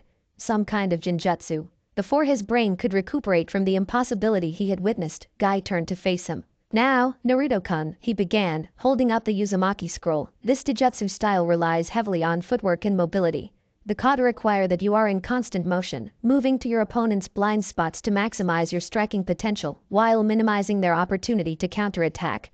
This is a fluid style, meant to emphasize evasion and redirection over blocking. You will continually seek to create and exploit holes in your opponent's guard, so that you may connect with devastating, lightning-fast strikes. Unpredictability will be your blade, and control will be your sheath. Naruto noticed in his periphery that Lee had produced a small notebook and pencil from somewhere, and was frantically taking note of his sensei's words. Before he could dwell too long on this new oddity, his attention snapped back to the now pacing Jonin. Footwork is indeed important for many variations of Taijutsu, yet this scroll reveals that the Uzumaki practiced a style built from circular footwork, often considered more difficult to master. Hang on bushier brow, sensei. Naruto raised his hand, bewildered. What do you mean, circular footwork? Excellent question. Within the art of Taijutsu, most styles are built on one of three conventional patterns of footwork. These patterns are linear, triangular, and circular. The linear styles are built on the philosophy that the fastest and most efficient way to reach the opponent is a straight line. They rely on rigid stances and rapid advance and retreat to overwhelm their adversary. The Hyuga's gentle fist is one such style. Guy dropped into a wide stance, turning his torso so that his front foot and shoulder aligned, facing Naruto. He crouched low, one arm extended, palm forward. The other hand held at his waist, palm up. He demonstrated a few quick advances and retreats, throwing palm and finger strikes as an example. Triangular footwork consists of moving toward your opponent at an angle, placing yourself in superior positions for attack and defense. The strong fist style that Lee and I practice utilizes this philosophy. Lee-kun, if you would demonstrate. The older genin quickly dropped into his Taijutsu posture, torso more squared towards Naruto, with bent knees and a slightly narrower stance. His front hand was held in front of his chin, palm facing backward, while his other hand was clenched in a fist at the small of his back. As he demonstrated his advances and retreats, he appeared to be zigzagging along the points of a diamond, randomly changing direction. The kicks he exhibited often came from the side, seeking to get around Naruto's guard. Guy continued with his explanation. The Uzumaki style uses circular movement patterns, espousing the ideas of balance and harmony. Similar to the triangular footwork of the strong fist style, circular styles move at angles with respect to the opponent, seeking to exploit blind spots and weaknesses in the adversary's form. Their goal will be to confuse your opponent with unconventional and unpredictable changes of direction. You must strengthen your legs, especially your ankles, and master your balance to excel at this style. To that end we will start with a warm-up spar, the two of you against me. Then we will move on to conditioning our legs with 500 squats, 500 kicks with each leg, and 500 jumping kicks. After that, we will practice balance by standing on a log as it floats in the pond. Finally, we will cool down with a 10-kilometer run. Naruto's heart almost stopped at the insane workout the Jonin outlined, then he heard the little goblin next to him chime in with, Guy-sensei. We should increase the repetitions to 1,000 for each exercise, and finish with a 20-kilometer run. Then out flames of youth will become raging infernos of passion. Well said, my young student. 1,000 repetitions it will be. Before Naruto could finish weighing the consequences of becoming a missing nin due to murdering two of his comrades, Guy had lunged toward them, punches and kicks flying, and the spar was on. The shouts of youth from the twin green beasts of Konoha were only matched by one from the orange menace, the Kashibaka. I'll get you for this. Several hours later, Sasuke and Sakura were waiting in the field surrounding the Uzumaki shrine. The pink had arrived to find the object of her affection was waiting, leaning against a tree at the edge of the clearing. She had immediately launched into her plan to convince him to go on a date with her. However, all her coy looks and attempts to be cute and alluring had fallen on deaf ears and blind eyes, not even eliciting a grunt from the stoicache. An awkward silence had descended on the pair as they waited for their remaining teammate and sensei, that was eventually broken by the sound of something. The source of the noise was soon revealed to be Naruto, looking like he had barely survived a brutal ambush as he dragged his flopping legs behind him. His orange tracksuit was torn and soiled with sweat and dirt, and his face was covered in bruises. With one final heave, he flipped himself onto his back, gasping for breath and muttering, "Naruto, what happened to you?" Sakura gasped, horrified at the state her teammate was in. "Kakashi-sensei's crazy friend and his little demon clone tried to kill me." Naruto wheezed, "I may never walk again." "Stop complaining, Naruto," Sasuke snorted. "You wanted this extra training to help you learn your clan's taijutsu." The blonde ninja added his raven-haired teammate to his mental list for revenge pranks, right below the green duo responsible for his current state. Thoughts of itching powder, glitter bombs, and stink pellets danced in his head as he slowly recovered. After a few minutes, Sakura remembered a thought that had been at the back of her mind since Naruto had found the Uzumaki genealogy. She remembered how shocked she was at the raw emotion in his voice when he mentioned his parents. "Hey, Naruto," she started, "about the book you were reading yesterday, the one with your family names in it. Do you mind if I take a look at it?" "Huh? Sure, Sakura-chan." Naruto reached into his pouch and withdrew the book, handing it to her. "What you looking for?" "Just a thought I had about how we might be able to find out your parents' names." "Whoa, seriously?" Naruto jumped up, legs miraculously healed. "What's your idea?" "Give me a minute to look first." After a few tense moments of watching his female teammate flip back and forth through the pages, the excited blonde was about to press for details again when Sakura let out an aha and turned the book around so he could see where she was now pointing. Naruto looked at the page, but could only see several names with that same death date of 23 years ago. "What am I supposed to be looking at?" "All of the entries have birth and death dates, right?" Sakura began. "Well, why are there so many listed with the same death date?" "That was probably when Uzumaki was destroyed," Naruto responded, still confused. "That's what I thought too, but what seems odd about that?" Naruto considered this for a moment, but he still couldn't see Sakura's point.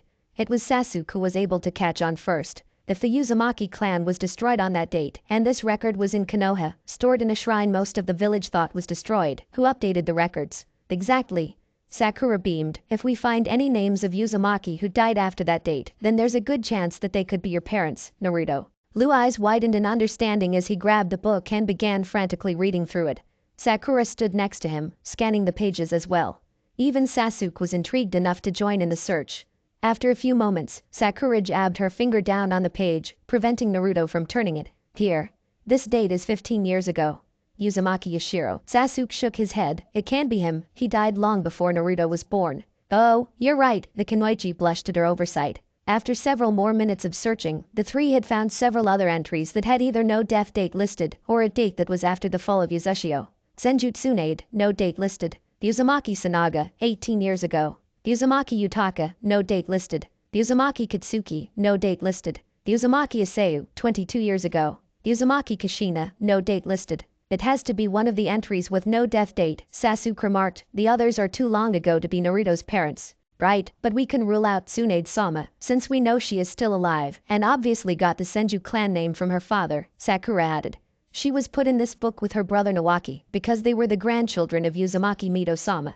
So that leaves 3, whispered Naruto, Utaka, Katsuki, and Kushina.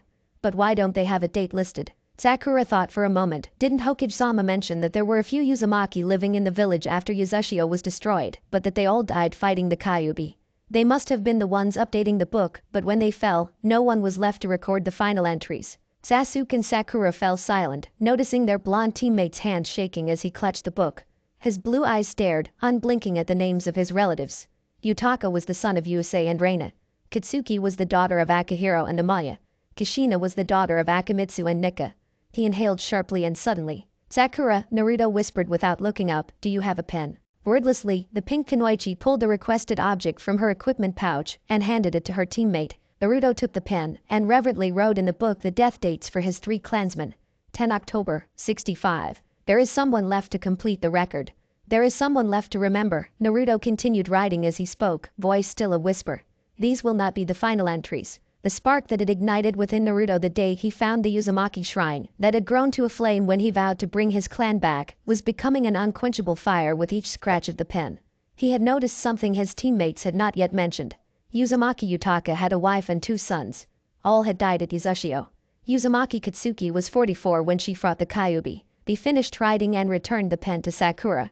Then, he held up the book, showing a new entry. Uzumaki Naruto, born 10 October, 65, birthplace Kanahagakure no Sato, son of Uzumaki Kushina. When Kakashi arrived at the training ground, the 3 genin were still silent from the recent revelation. Sakura was glancing nervously between her 2 male teammates. Sasuke was brooding more heavily than usual, staring into the middle distance, his mind walking again through the Uchiha district. Surprisingly, Naruto was participating in the somber silence, though he was staring at the book still held in his lap.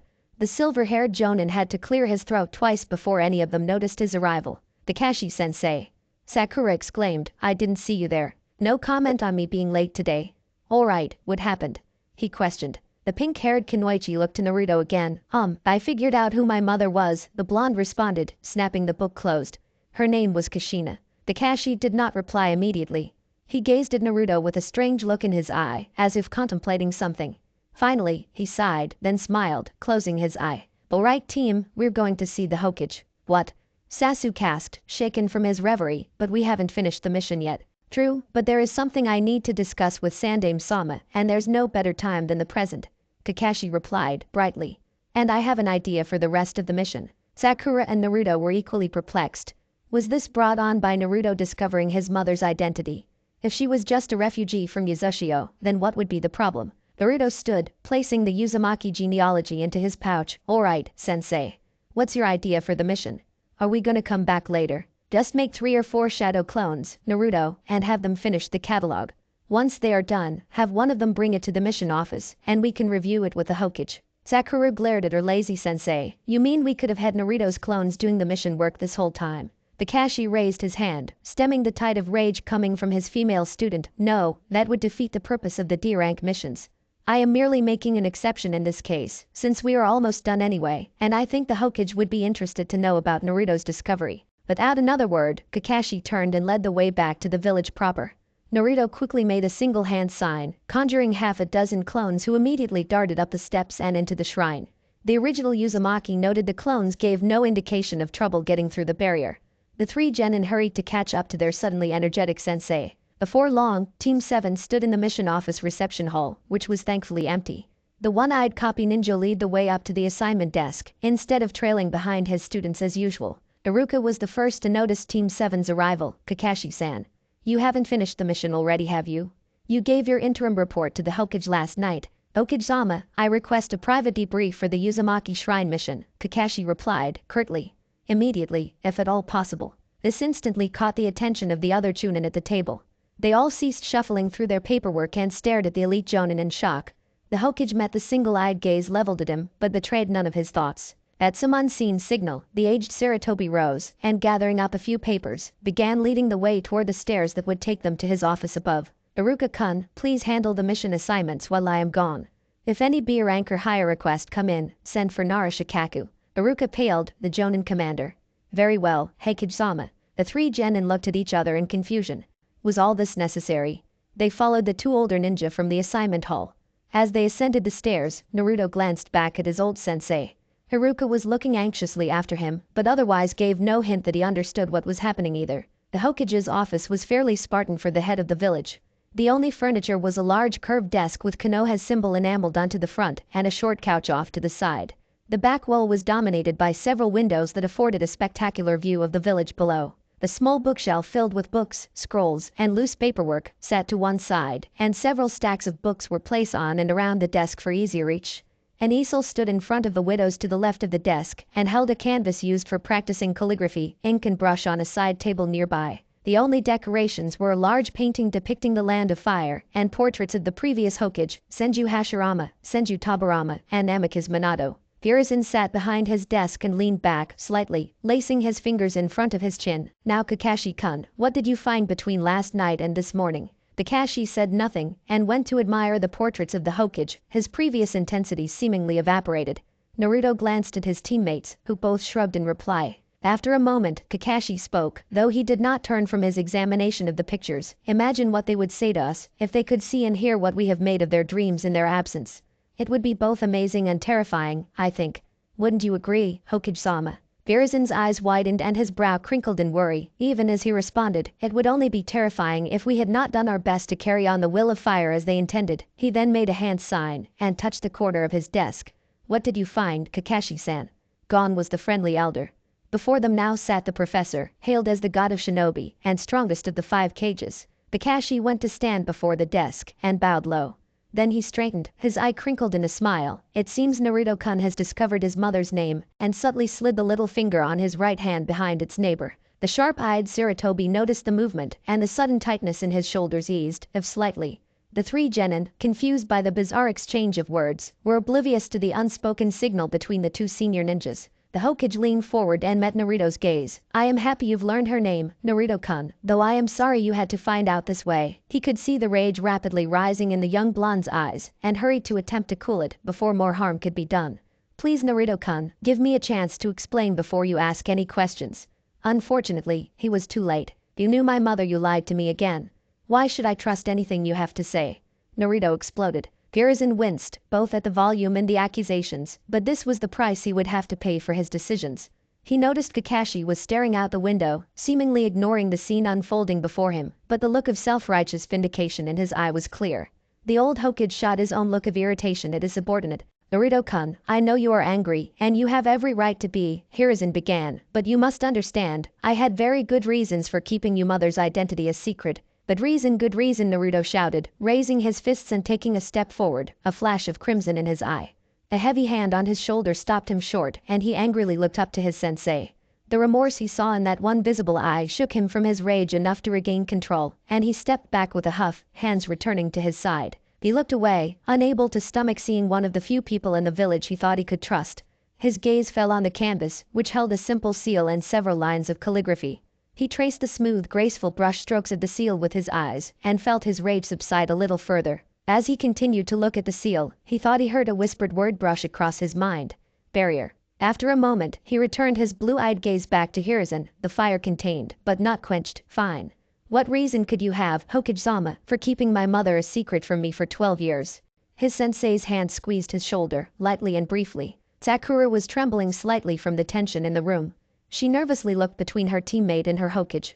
She had no idea where that sudden flash of malicious intent from the normally happy-go-lucky blonde had come from, but she hoped she would never see his face so twisted with rage and hatred again. Even Sasuke looked worried enough to break his stoic facade, and he kept glancing to the door, as if wishing he were anywhere else. Neither of them had noticed the Sandaime raise his hand slightly when Naruto started forward, though they did see him return it to his desk when the blonde turned back to him. Hiruzen sighed deeply, rubbing the bridge of his nose, but he looked up and met Naruto's gaze once more. Your mother, Uzumaki Kushina, came to Konoha as a child, only 9 years old, as part of a small delegation of Uzumaki at the behest of Mito-sama. She was chosen to perform a vital service for the village, one that she was best suited to. This service unfortunately also made her a target for enemies to Konoha. In fact, she was almost kidnapped 3 years after her arrival by a small band of ninja from Kumagakure, the village hidden in the clouds. Luckily, she was rescued by a Konoha ninja, who would later become known as the Yellow Flash. The Yondaime saved my mother.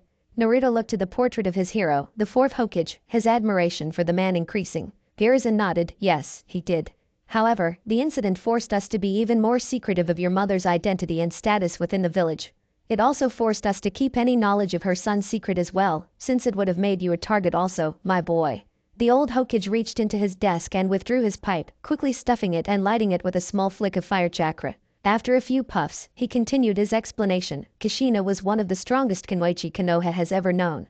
When she came to the village, she soon became renowned as the red-hot-blooded habanero, due to her fiery hair and matching temper. Hiruzen chuckled and looked to Naruto. She also shared a dream with you, my boy. She vowed to one day become Hokage, the first female Hokage of the Leaf Village. Naruto beamed at the knowledge his mother shared his aspirations, but it was Sasuke who spoke up next. What did Naruto's mother do for the village that made her such a target? She was chosen to be Mito-sama's heir to the Uzumaki legacy in Konoha, Hiruzen replied, a responsibility that has been passed on to you, Naruto-kun. Sasuke looked puzzled, you mean the shrine. But there isn't anything in there that would make anyone a target for enemy ninja, aside from maybe the masks. There is more to the Uzumaki legacy than the shrine, Sasuke-kun. As Hokage, I have decreed it to be an S-class secret, and it is to remain so until such a time as I or my successor deems Naruto-kun ready to bear its full weight. The two genin turned to look at their blonde teammate, questioningly. Naruto swallowed hard. As he returned the Hokage's gaze, he saw him look pointedly at Naruto's navel and nod slightly.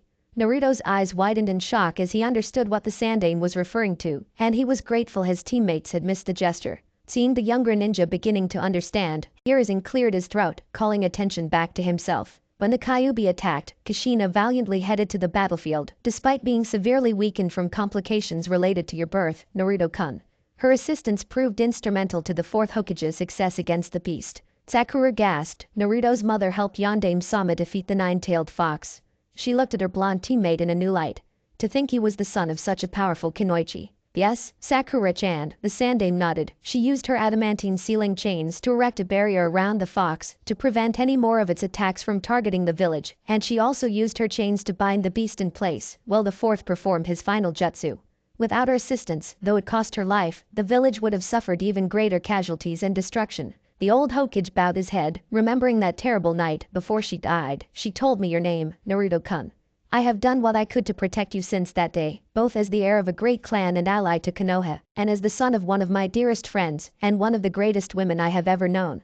I am sorry that meant I had to keep your mother's identity a secret. The village was too weakened to allow the world to know who you were born to. Silence draped over the room like a heavy blanket at the conclusion of the Hokage's words.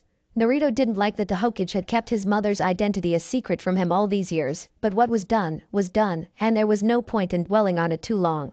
If it had meant the village was a little safer, then so be it. He would be getting more information about his mother's connection to the Kyuubi, however. He'd make sure of that. After a few moments, he suddenly twitched and looked up in confusion. Kakashi turned to him. Naruto. Is something wrong? No, sensei. At least, I don't think so. My clones finished with the mission, and one of them is on the way here with the catalog. Naruto scrunched his face, not understanding where this knowledge had come from. But how do I know that? Ah, the Hokage began to chuckle. It seems you have discovered the shadow clone technique's main strength. He blew a smoke ring up to the ceiling.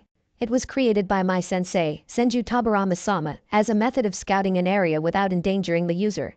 When the shadow clone is dispelled, it transfers everything it has seen and learned back to the user. It's quite a brilliant technique. Stars shone in Naruto's eyes at the discovery that he was using a jutsu created by the second Hokage. It seemed to have more use than he had originally thought, and his prankster brain was beginning to whir with the possibilities. Hiruzen cleared his throat and tapped out his pipe. Perhaps you can give me a summary of what you found while we wait for the full catalog. The genin regained their focus, and Sakura began the report, displaying her impressive memory with her account of the contents of the shrine.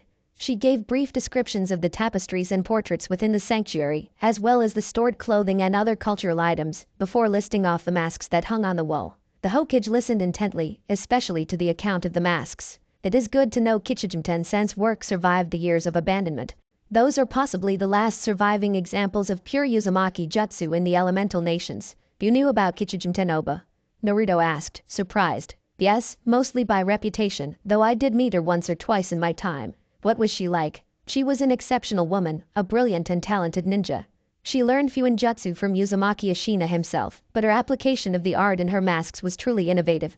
She was a devout perfectionist, and was constantly seeking to improve her art and discover new ways of adding to her repertoire of masks. She was also quite gregarious, and had a great love for her family and village. Naruto nodded, recognizing many of the traits the Sandaime described from his reading of Kichijin-sen's journal. He wished he could have met her.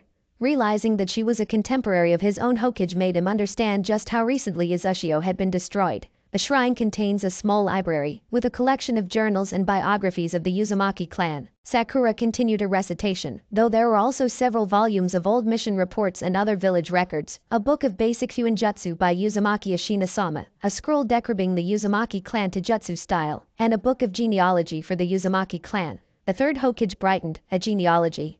I'd be most interested in seeing that. Naruto pulled the book from his pouch and handed it to the Hokage, who gratefully received it.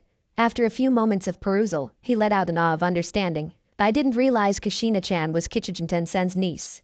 That explains your address of her, Naruto-kun. Kichijin-sen is really your aunt? Sakura questioned, surprised. Naruto nodded. Yeah, I noticed it when we were looking for who my parents were. Mom was the daughter of Kichijin-oba's younger brother. Then it is even more fitting that you are beginning to practice with those masks, Naruto-kun. Kakashi spoke up with a ruffle of the blonde Uzumaki's spiky hair. If you are planning on taking up your aunt's legacy, you will want to begin learning sealing as soon as possible, Hiruzen added. I don't know how she applied Fuinjutsu to her masks, but I do know it was integral to their function. Naruto rubbed the back of his head. Yeah, I hope Ashina Jai's book can help me with that. He suddenly brightened. Kakashi-sensei, can you teach me anything about sealing? Kakashi chuckled, sheepishly. Well, I'm no Fuinjutsu master, so I'm afraid I can't teach you much more than the basics. An idea was beginning to form in the Sandame's head, a way for him to make up for some of the pain his decisions had caused the young blonde. It might also be a way for him to repay his old friend for his sacrifice. He held his peace for the moment, though, needing to work out a few details, and not wanting to give the appearance of favoritism. It may be time to put out a message to a certain old toad as well. At that moment, Naruto looked up. My clone just delivered the catalog to Iruka-sensei. He is bringing it up now. Excellent, the Sandane replied. Please continue the summary. What is the physical condition of the shrine? Sasuke stepped forward this time. The grounds surrounding are overgrown with grasses and other vegetation, but would take minimal effort to restore. The structure itself is in advanced disrepair. The entrance shows extensive damage, and the walls and roof have numerous holes. Despite this, the interior is surprisingly well preserved, showing little in the way of weather damage. He finished his portion of the report and stepped back, coldly professional. That is likely due to the protection seals Mito-sama inscribed into the structure. Hiruzen mused, stroking his beard. Did you happen to notice the condition of the seals? Sasuke looked perplexed, but Naruto perked up at the mention of the seals. Yeah. After you guys left the first day, Hinata-chan showed up to offer her help. She used this really cool eye jutsu and found the seals around the shrine. Naruto began waving his arms in excitement. There is one by the door, but there are some scorch marks on it, like it had been burned. The Sandame nodded. That sounds like the protection seals were partially overloaded, probably because of the Kyuubi. I recommend that the whole structure be inspected to locate the seals and assess the damage. Were any of them operational? Yeah, they put up this barrier thingy that kept Hinata-chan from getting through, but I couldn't feel it. That is to be expected. They are likely keyed to allow only those with Uzumaki chakra signatures through the barrier when it is active. Unfortunately, we will have to wait until Konoha's seal master returns to the village to give them a proper inspection. I'm afraid they may prove beyond the capabilities of most of our ninja. At that moment, a red light began flashing on the Hokage's desk, drawing the attention of everyone present. Ah, that must be Iruka-kun. The old Sarutobi reached out and touched the light, which Naruto could now see was emanating from a small seal on the corner of the desk. The strange feeling swept over the occupants, almost like a bubble popping around them. Then the door opened, admitting the academy teacher turned administrative assistant. Okage-sama, Naruto-kun's clone delivered this and asked me to bring it to you. He held out the scroll Team 7 had used for the catalog. The Hokage stood and accepted the document. Thank you, Iruka-kun. I think we are just about finished here. Team 7, I will enter this mission as successfully completed. Based on the description of the damages, the repairs may take longer than anticipated, especially with the other inspections that will need to be made. The three genin and their sensei stiffened to attention as their commander came around his desk to stand before them. I will have the catalog compared to the village records, but it seems that everything that should be there still remains. If you have any questions about what you discovered, Naruto-kun, please come and see me. With that, the old Hokage dismissed them, and they all turned to leave. Bo and Kakashi-kun, Hiruzen called as they reached the door. The one-eyed Jonin turned back. You are authorized to begin teaching Naruto-kun the basics of Fuinjutsu, provided you do not neglect your other students. I expect a written plan for each of their development, containing individual goals and milestones for their improvement, as well as weekly reports on your progress towards those goals. Kakashi chuckled nervously. Yes, Hokage-sama.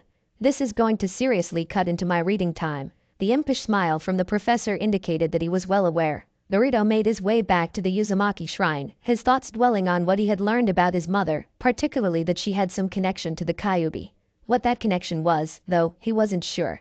He had approached the Hokage before leaving the mission office about getting the rest of his questions answered, and had agreed to meet with him later that night. Naruto had considered telling the Sandame about the hidden basement beneath the shrine, but since he didn't seem to know about it already, it was likely that the other Konoha Uzumaki had kept it a secret.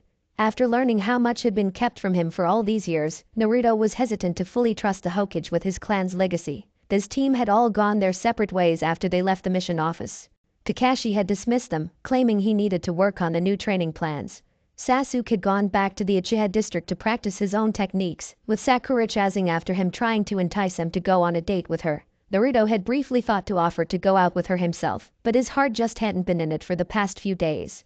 He wanted some time to process all that had been revealed since he had found the shrine. For over 12 years, he had believed he was a nobody.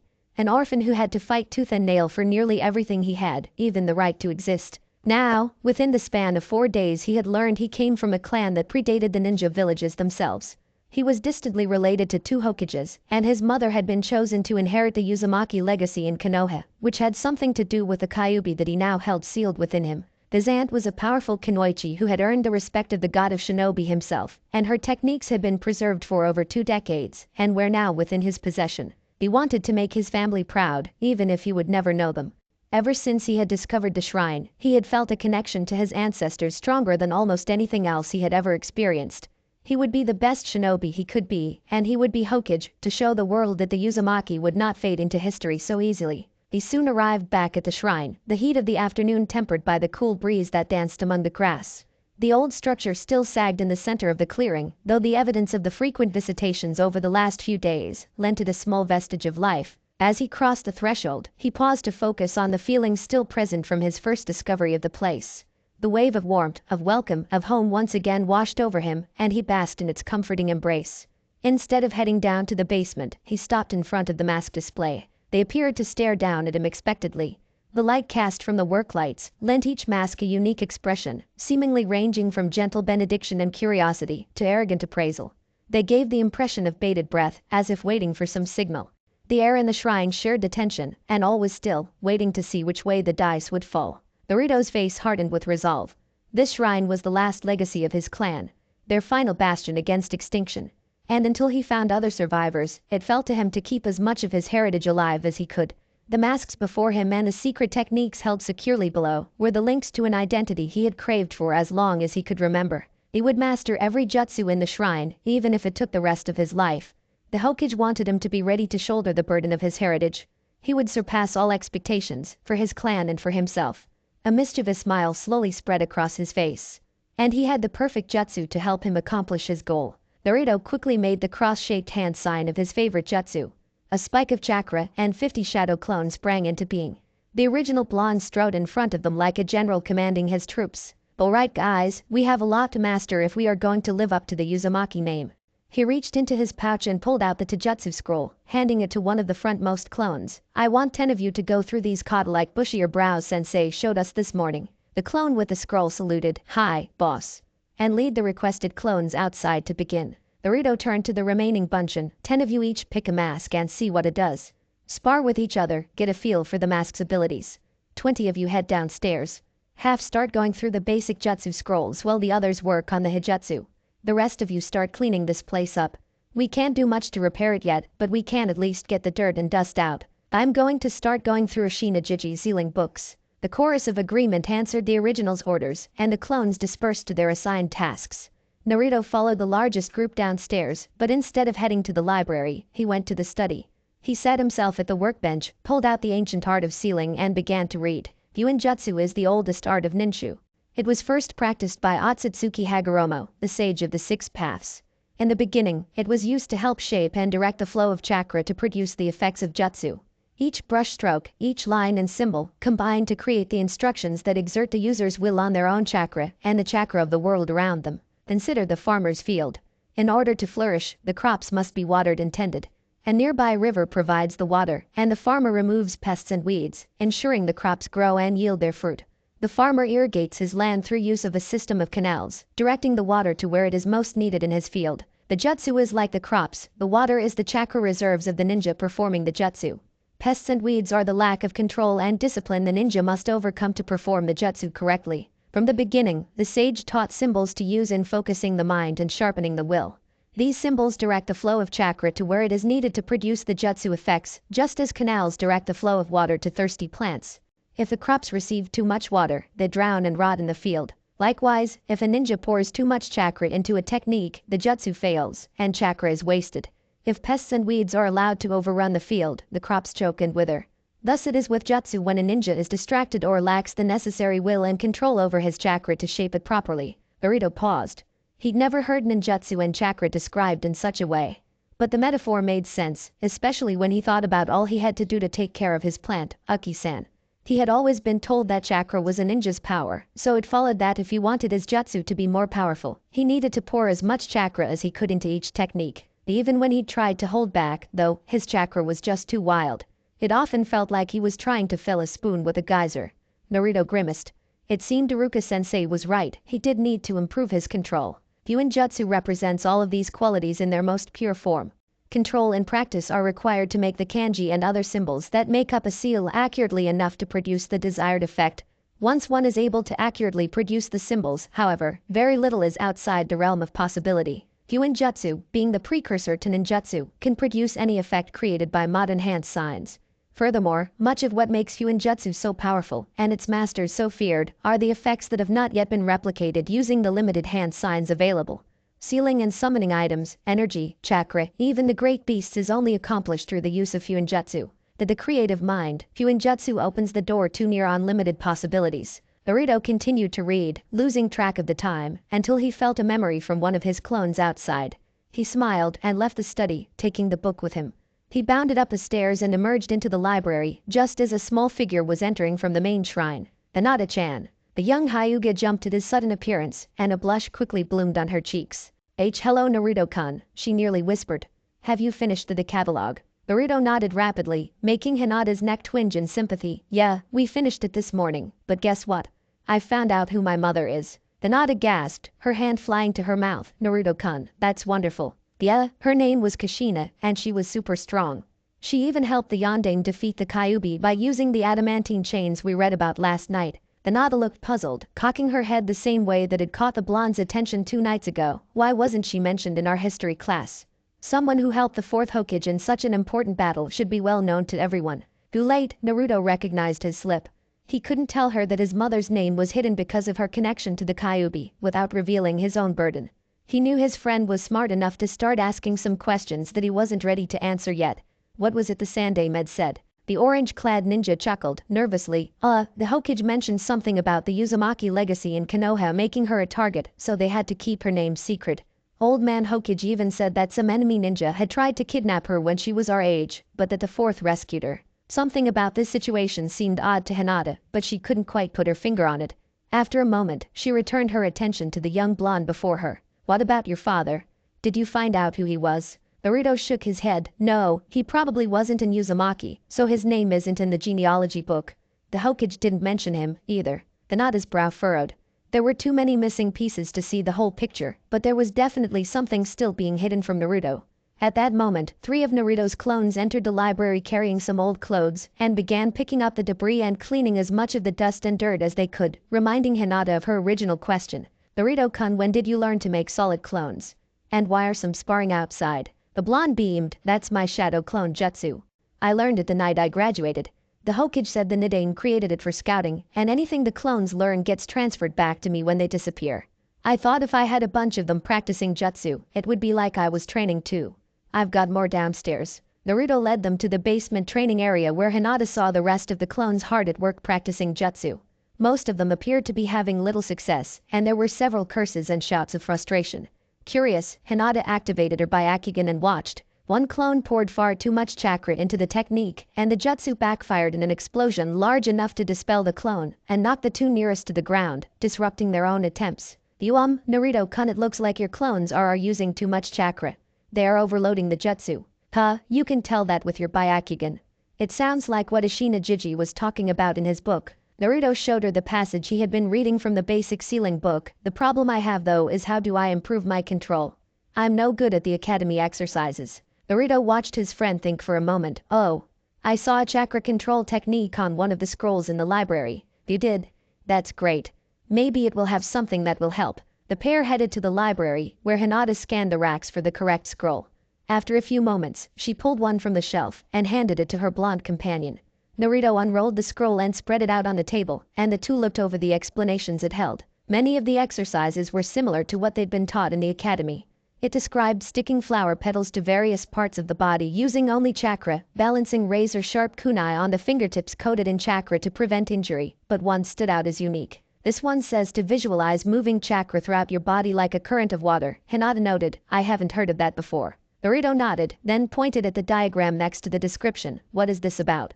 Some kind of dance. Hinata shook her head, though the figures depicted did appear to be dancing, but the description clarified what they were supposed to be. And no, I think it is an exercise to help visualize your chakra moving.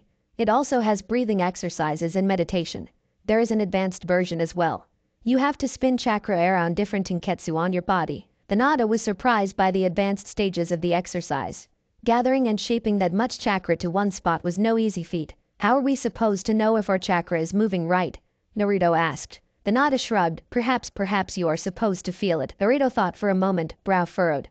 His eyes brightened as he got an idea. Hey, could you use your Byakugan to see if our chakra is moving? The shy Hyuga hesitated, but nodded. Would you be able to train with me, then? I can show you the taijutsu I am learning with bushier brows sensei too. The Nada's heart skipped a beat. Naruto asked to train with her. It was more than she could have ever hoped for. She grew dizzy at the thought of spending so much time with Naruto, and her vision began to go black at the edges. She managed a faint whisper, however. Hi, I'd like that. Naruto jumped forward, wrapping his friend in a tight embrace, lifting her from her feet in his excitement. That's great, Hinata-chan. Thank you so much. We are going to be the strongest ninja in the village. Hinata-chan. What happened? Are you okay? Hinata. Several hours later, Naruto was making his way through the darkened village towards the Hokage Tower for his meeting with the Sandaime. The rest of the afternoon had been spent training with Hinata. Once the girl had awoken from her fainting spell, Naruto had been worried that she was sick and had almost taken her to the hospital, but she regained consciousness in time to assure him that she was fine. Still, he had insisted that she rest for a little while to recover, and he used the opportunity to show her the kata and the taijutsu scroll he'd been working on with Guy that morning. She looked thoughtful at his explanation of circular footwork and had watched him closely as he performed the kata. When they decided to call it a day, it was Naruto's turn to lose consciousness as he dispelled all of his remaining clones at once. The sudden backlash of information had been overwhelming, but he had quickly awoken with many hours of accumulated memory and a massive headache to accompany it. The Nada had seemed genuinely concerned for him, which had again surprised him, but after his own assurances, she had left to return home, while he headed back toward the center of the village. All these thoughts occupied his attention during the trek back to meet with the Hokage, and before he realized it, Naruto found himself once again standing in front of the professor in his office. Hiruzen carefully filled and lit his pipe, taking a few slow puffs as he prepared himself for what lay ahead. He reactivated the seal on his desk, and once again the feeling of pressure settled over the room. A pair of smoke rings danced toward the ceiling, then he lowered his gaze to the impatient blonde. Very well, Naruto-kun. I believe you have more questions for me. I will try to answer them the best that I may. Naruto suppressed a flash of irritation at the suggestion that he still may not get all the information he wanted, but pressed on regardless. You mentioned the Uzumaki legacy in Konoha earlier today, and indicated it had something to do with the furball. What is that, and what does it have to do with my mother? The third Hokage sighed. Yes, I figured you'd want to know that. Since it is just the two of us, I can be a little more clear with my explanation. He set his pipe down for a moment and leaned forward, resting his elbows on the desk. The fox demon sealed within you, Naruto-kun, makes you what is called a Jinchuriki, one who holds one of the tailed beasts within them. Your mother was the previous Jinchuriki to the nine-tailed fox. Hiruzen braced himself for the inevitable explosion from the blonde, so he was not prepared for the silence that met his revelation. Naruto merely looked down, shock evident on his face, and placed his palm over his navel, where the seal was inscribed on his skin. Mom was like me, he whispered. Hiruzen nodded. Yes. She was chosen specifically by Mito-sama for her especially potent chakra, which was uniquely suited to containing the 9 tails. When Mito-sama passed, Kushina became the second Jinchuriki of Konoha. Wait a minute, Naruto looked up. The second. Yes, Mito-sama became the first Jinchuriki of the fox demon when she sealed it within herself after it was subdued by Hashirama-sama during his fight with Uchiha-Madara. It seems the Uzumaki clan, with their strong life force and special chakra, are best suited for containing the beast, hence the term Uzumaki legacy in Konoha. Is that why Mom was almost kidnapped? It is. We are still not sure how those Kumo ninja discovered her identity, but because of the actions of the fourth, that secret was not taken back to the land of lightning, and we were much more careful in the following years. That is why I couldn't tell you who your parents were, my boy. If word were to get out, especially after we had lost so many shinobi when the fox attacked, I was not sure we would be able to protect you. But if my mom had the fox sealed in her, how did it get out and attack the village? The seal holding a tailed beast weakens during childbirth. We had taken every precaution possible, but somehow the seal was broken, and the fox escaped. Unfortunately, everyone who was with your mother during your birth was killed, so I'm not sure what happened. The 9 tails appeared in the center of the village and started wreaking havoc. Our ninja forces held off the demon until the fourth was able to transport the beast to the outskirts of the village. Your mother arrived, severely weakened by both the birth and the failure of the seal, yet was still able to restrain the fox long enough to allow the Yondaime to seal it within you, who was the closest suitable host. Where was my father? Wasn't he with my mother when I was born? Hiruzen sighed. He died saving your life from the Kyubi. When I arrived after your mother's barrier fell, you were crying in her arms. She told me your name before she passed, holding your father's hand. The heavy silence descended on the pair. Naruto fought back against the waves of emotion that threatened to drown him. His eyes burned, then his vision blurred. Hot, molten tears dripped down his face, despite all his efforts to restrain them. He sniffed loudly, breath coming in shaky gasps, and he squeezed his eyes shut in an attempt to stem the flood. He wished he could picture his mother and father, even in such a terrible image as their death, but he had no face, barely even a name at that. The sudden feeling of arms encircling him snapped his eyes open.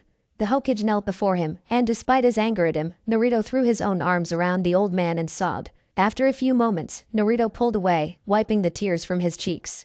Hiruzen remained kneeling for a moment, a sad but warm smile on his face. Then he stood and returned to his chair. Naruto sniffed once more, then looked up. What was my father's name? The Sandaime considered the young ninja. Already he seemed so different from the troublemaking academy student he had been such a short time ago.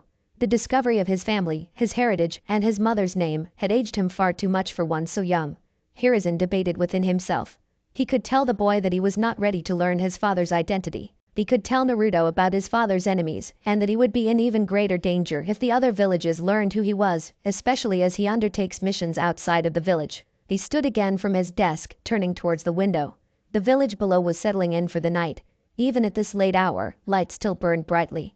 The will of fire was much like those lights, burning defiantly against the dark, pushing back fear and danger while offering warmth and protection for those within its glow. What he decided to do here could have a drastic effect on one of those lights. It could cause it to dim, threatening to be extinguished. It could cause it to grow brighter, to a roaring flame. But like any flame, it would draw the eye of all around, and sometimes it is best to hide a candle under a bustle. But would that smother the flame? Hiruzen turned to face the blonde. Blue eyes stared into his soul, waiting for an answer. This boy should have been the hero of the village. But cruel fate and frail humanity had instead turned him into a pariah and robbed him of all kith and kin. Despite his title of the professor, the god of shinobi, Hiruzen felt none of the wisdom of those titles now. What should he do? What would be best to preserve his village and honor his friend's wishes? Hiruzen looked up, and the same blue eyes stared into his soul from the portrait on the wall. His resolve firmed, and he knew what he would do. Naruto-kun, your father was Namikaze Minato, the fourth Hokage. Naruto gazed out over the village from the top of the fourth Hokage's carving in the Hokage monument. The night air was cool and silent. The darkness was broken by the stars twinkling above and a few late lights burning in pale imitation in the village below. The moon had long since set in deference to the coming dawn. The faint breeze blew, tousling the young blonde's hair affectionately, but the tranquility of the scene was a sharp juxtaposition to the swirling emotions he found himself once again battling. Your father was Namikaze Minato, the fourth Hokage. At first, Naruto had tried to deny it. How could he, the dead last knucklehead of the academy, be the son of Yellow Flash, hero of the Third Ninja World War, and widely regarded as one of the strongest shinobi to ever live? He had shaken his head in disbelief, but, for once, he could detect no hint of deceit in the Hokage's eyes. He had finally gotten the whole truth from the old man. He didn't remember leaving the Hokage's office. He had no idea if the old man had said anything else or tried to stop him. Naruto simply turned and walked out the door. He couldn't think, he could barely breathe. He had no memory of his trek through the village, nor any idea how long he had been staring at the lights of the homes below. His mind was so engrossed in memories and emotions that he didn't notice the figure approaching him from his back until a large hand landed gently on his shoulder. Startled, he looked up to see spiky gray hair sprouting up behind a familiar orange-bound book. Kakashi-sensei, what are you doing here? The lanky Jonin lowered the book enough for Naruto to make out his customary eye smile in the dim light. Oh, just out for an afternoon stroll, and got lost on the road of life. The flash of irritation spiked through the numbness Naruto had been wrapped in since he'd left the Hokage's office. You liar, he said, though without any heat as he turned back to his vigil. And put that away.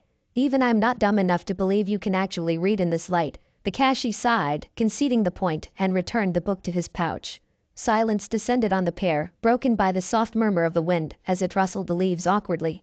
Kakashi looked down, imagining the stone face on which they stood and the softer face that had inspired it. You know, he began, Yondaime was my sensei once. A long time ago. Naruto glanced at his teacher, but said nothing. Of course, this was before he became the fourth Hokage. He was just a Jonin, but he was already a brilliant ninja, one of the best seal masters the village has ever seen. Takashi looked down at his blonde-haired student. Much of his skill with seals came from learning from Uzumaki Kushina, did you know? She taught him much of her clan style of Fuinjutsu. She wanted to preserve as much of her clan as she could, and she managed to save much more than I ever suspected. Naruto turned to his sensei, shock plain on his face. How did you? How did I know Kushina-sen taught Minato-sensei Uzumaki-style sealing? Kakashi interrupted. I just told you I was his student, didn't I? Learning clan techniques, especially ones as complex as sealing, take a long time. Even when you have help. Kakashi gave him a pointed look, and Naruto shifted nervously. Kushina-sen would often visit the training ground where Minato-sensei taught us, and they would spar and work on their own techniques while we trained. It's hard not to watch when ninja of their caliber show off their skills. Naruto wasn't sure what the Kakashi was doing, but decided to play along for now, since the Jonin seemed to be in an oddly talkative mood. What were they like? The whispered phrase carried equal parts hope and fear from the young ninja. Minato-sensei was always careful. He never did anything without reason. He was also very polite and respectful. He never bragged about his skills. Most of his exploits you are probably familiar with from your academy studies. Kakashi looked to the young blonde expectantly. Naruto nodded. The lessons involving the yandere were some of his favorites, and among the few he would actively participate in. The one-eyed Jonin continued, then I'll focus more on what I knew of him as a person. He was usually very quiet and serious, but he could get excitable when he was close to perfecting a new jutsu. Kakashi chuckled. Kushina-sen often called him an idiot genius. Kakashi paused, temporarily lost in memories of his old team, his many failures. An impatient shuffle from his student brought his attention back to the present. His lone viable eye crinkled in a smile as he looked down at the blonde. Minato-sensei was already one of the top jonin in the village when he began teaching my team. He was often called away on special missions during the war, but he always did whatever he could for us. As for Kushina-san, she was one of the kindest people I had ever met. She was one of the strongest kunoichi in the village. When she was younger, though, she was a fireball. Her first day in the academy, she declared she would be the first female Hokage. If it hadn't been for the fourth, she would have had a real shot at it. Kakashi looked down at his blonde student, already so much a blend of his parents. The changes Naruto had been through in these last few days were remarkable. The responsibilities of inheriting not one, but two great legacies, were a hotter refiner's fire for the young ninja than most could have anticipated. The silver-haired Jonin prayed that it wouldn't burn his student to ash, as he sought to live up to them. Naruto opened his mouth for more questions, but Kakashi interrupted again, placing his hand on the boy's head. I think that's enough storytelling for tonight, Naruto. Why don't you head home now and get some sleep? You still have to meet with Guy in a couple of hours. Naruto's face fell, and he shuddered briefly, but nodded. As he turned away to head back to the village, he paused. Thank you, Kakashi-sensei, he whispered, without turning around. Then he left, back through the trees still rustling softly in the wind. Kakashi didn't answer as took the boy's place at the cliff edge, staring up at the stars. After a few minutes, he felt the presence he had sensed before finally depart in the opposite direction from his blonde student. Satisfied that nothing further needed his attention tonight, he vanished in a puff of smoke and swirl of leaves. The next few weeks settles themselves into a pattern of Naruto meeting with Guy and Lee each morning to practice his clan taijutsu, followed by training and missions with his team. Once the daily chore was completed, Naruto retreated to the Uzumaki shrine to continue working on his clan techniques, aided by a small army of clones and Hinata. He kept the revelation of his father's identity to himself, however, following the advice of both the Hokage and Kakashi. At first he had balked at the secrecy, but after hearing of his father's enemies, he swore that he would get strong enough to bear the full weight of his identity as quickly as possible. Through all his training, he soon discovered a limitation to the Kage Bunshin. While he did remember everything his clones experienced in their training, he gained none of the physical benefits of their exercise. He made this painful discovery one morning with his spandex-wearing taijutsu teachers. Leaf whirlwind. Lee bellowed, spinning a high kick towards Naruto's head. The blonde ninja, covered in dirt and bruises and dripping with sweat despite the early hour, was once again sparring against the smaller of the green beasts, while the larger looked on. In that moment, Naruto saw in his mind the counter to Lee's signature move. This Bunshin had practiced the Uzumaki-style taijutsu for hours each day, sometimes against fellow clones, doing their best to copy what he had seen of Guy and Lee's Gakken-style taijutsu.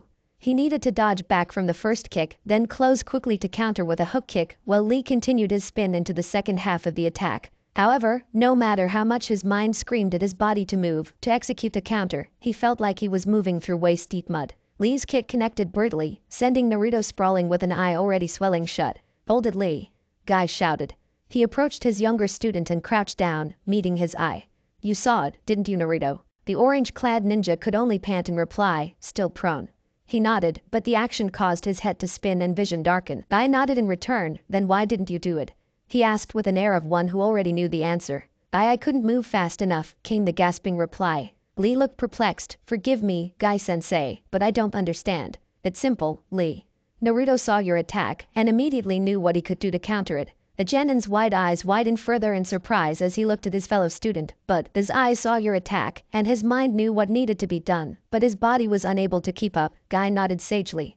He stood, bringing his hand to his chin. My guess is he's been using the shadow clone jutsu to practice his family taijutsu. Is that right, Naruto? The blonde nodded, fighting back another, if lesser, wave of dizziness. Why wouldn't my body move? That's the limitation of the Kage Bunshin, my young student. While you do gain all of the clone's knowledge and experience, you do not receive any physical benefits from their exercise. You mean I've been making all those clones for nothing? Naruto groaned. Aw man. That's totally lame. I chuckled, not for nothing, Naruto-kun. You still gain the experience of sparring and moving through the kata, you will just need to increase your physical training to keep up. Yosh. Lee exclaimed as he scratched into his notebook that Naruto noticed he had again pulled from apparently the ether. Naruto, that technique is amazing. To allow you to multiply your hard work to truly youthful levels. He lapsed into silence, an almost wistful look misting his round eyes. Guy-sensei. He snapped to attention. In order to keep up with my junior student, I must work harder than I ever have before. Quite right, Lee. Came the booming reply. We should all double, no triple, our physical training until our bodies burn in the glorious fires of the springtime of our youth. The shouts of youth heard from the two green beasts in the training ground that day were matched only by the cries of anguish from the orange menace. Fortunately for the young blonde, his training with Hinata was far less physically demanding. The chakra control exercises came easily to the Hyuga heiress, and she was quickly able to master the basic movements depicted in the training scroll. The chakra dance, as they had begun to call it, accentuated her natural grace and agility so well, Naruto found himself more than once caught up in watching her, rather than performing the exercises himself. Despite the boy's initial clumsiness, Hinata's gentle correction and support, so different from Guy's boisterous enthusiasm and Kakashi's aloof observance, helped Naruto make great strides in his chakra control. This improvement quickly translated into progress in his other jutsu, as well, though he still hadn't manifested the adamantine chains in either from. The Nada had noticed something seemed to be weighing heavily on Naruto's mind, but she was too timid to broach the subject herself. She saw the young blonde throw himself ever harder into his training, straining desperately for every inch of progress, and she renewed her own resolve to become stronger, so she could be by his side when he needed her. To that end, she began studying Naruto's clones more closely as they practiced the kata of his family jutsu, an idea forming in her mind like the first hint of dawn on the horizon. Naruto's training with his teammates still largely consisted of battle formation drills and team-building exercises, but now included focused practice with Kichijinten's masks. His proficiency with the lizard mask, which he had come to learn was a chameleon, improved so dramatically he was like a ghost on the training field, especially when combined with his prolific use of shadow clones. Fortunately for the village at large, Naruto's pranks had been curbed by his ascension to the ninja ranks, though there were still a few unexplained incidents that occurred from time to time. The Orange Genin's new skills did make his team the preferred recipient of the much-maligned mission to recover a certain elusive cat, a mission on which, to the annoyance of Team 7, they currently found themselves. The wind whistled faintly as it brushed through the trees surrounding Konohagakure. The serene quiet of the morning was broken by a mechanical crackle. Sasuke here, I'm at position B, the raven-haired Genin's voice sounded over the radio. Sakura here, I'm at position A, the Pinketch chimed in. The long moment passed, until, this is Naruto, I'm at position C. Kakashi's lazy voice came next on the comm, you're late, Naruto. Yeah, I got lost on the road of whatever, let's just get this stupid mission over with. Branches rustled sharply, breaking the stillness once again, before a dark shape leapt from the trees and darted into the underbrush, closely followed by another, clad in orange, and wearing the visage of a hawk. The target is on the move, Sasuke reported. I'm in pursuit. Naruto, push it north, I'll intercept at the next clearing. Sakura instructed. The masked genin put on a burst of speed, coming up on the fleeing figure's left flank. Faster than thought, the shadow dodged right, hoping to lose its pursuer in the thick forest. Naruto's eyes, sharpened by his ancestor's mask, never lost sight of his quarry, and he bolted after it. He reached out, hoping to end the mission himself. Fingers touched fur. The target yowled, dashing through a gap in a blackberry bush. Naruto felt a slight tug on his chakra from the mask, and slammed his palm into the ground. A short burst of chakra from his hand sent him flipping over the bush, narrowly avoiding the sharp thorns. This thing is awesome, he crowed, reveling in the increased speed and agility he received from his mask. Focus, Naruto. His silver-haired sensei admonished, you're drifting too far east. The blonde snatched a pebble from the ground and, without breaking stride, threw ahead, to the right of his target. The shadow zigged left and burst into a clearing, coming face to face with a pair of green eyes. The figure, revealed to be a cat with a ribbon tied to its ear, skidded to a halt just as Sakura finished her last hand sign. To the cat, the girdle seemed to vanish in a swirl of flower petals, and it felt an irresistible pull to sleep. The feline's head nodded, then it collapsed into the grass. Naruto jumped into the clearing in time to see his female teammate scoop up the slumbering cat. She touched a finger to her throat, activating her calm. Sakura here, the target has been secured. Can you confirm the target's identity? Kakashi responded from his position at the edge of the forest. Sasuke appeared next, stepping through the trees and up to the rest of his team. Yes, the target is wearing the described ribbon on its right ear. Congratulations Team 7, the mission to retrieve Tora the cat is complete. Mission. Success. Well done. A short time later, the genin were once again in the mission hall, Sasuke's monotone report being almost drowned out by the exultation of their client, Madame Shinji, as she clutched the protesting Tora ever tighter to her bosom. Oh my precious Tora. Thank goodness you came back to me. You naughty kitty, always running away from mama. Naruto watched a detestable feline as it was being slowly crushed by its owner, phantom pains from many scratches inflicted by the beast flaring. A wicked grin split his face. Squeeze 'em, lady, squeeze 'em like a ah. The blonde's mutterings were cut short as his pink-haired teammate rapped her knuckles on the top of his head. Quiet, Naruto. The Hokage is speaking. The professor coughed once, then resumed. As I was saying, there are several available missions for Team 7's next assignment. Among those are babysitting the Market District Councilor's 3-year-old son, helping his wife with her grocery shopping, helping the Yamanata farm harvest potatoes, and no. Naruto interrupted, bringing his arms up into an X in front of him. He seemed about to continue his rant, but the sudden motion caused the hawk mask to sway from its position tied to his belt. It bumped gently into his thigh, and Naruto's eyes widened slightly. Memories of his training at the Uzumaki shrine flashed through his mind, and he could almost hear his aunt's voice, as if from the pages of her journal, that nestled still in his pouch. The young genin took a breath, straightened, then began again, more calmly. Hokage Jiji, we need a more difficult mission to really test the skills we're learning as ninjas.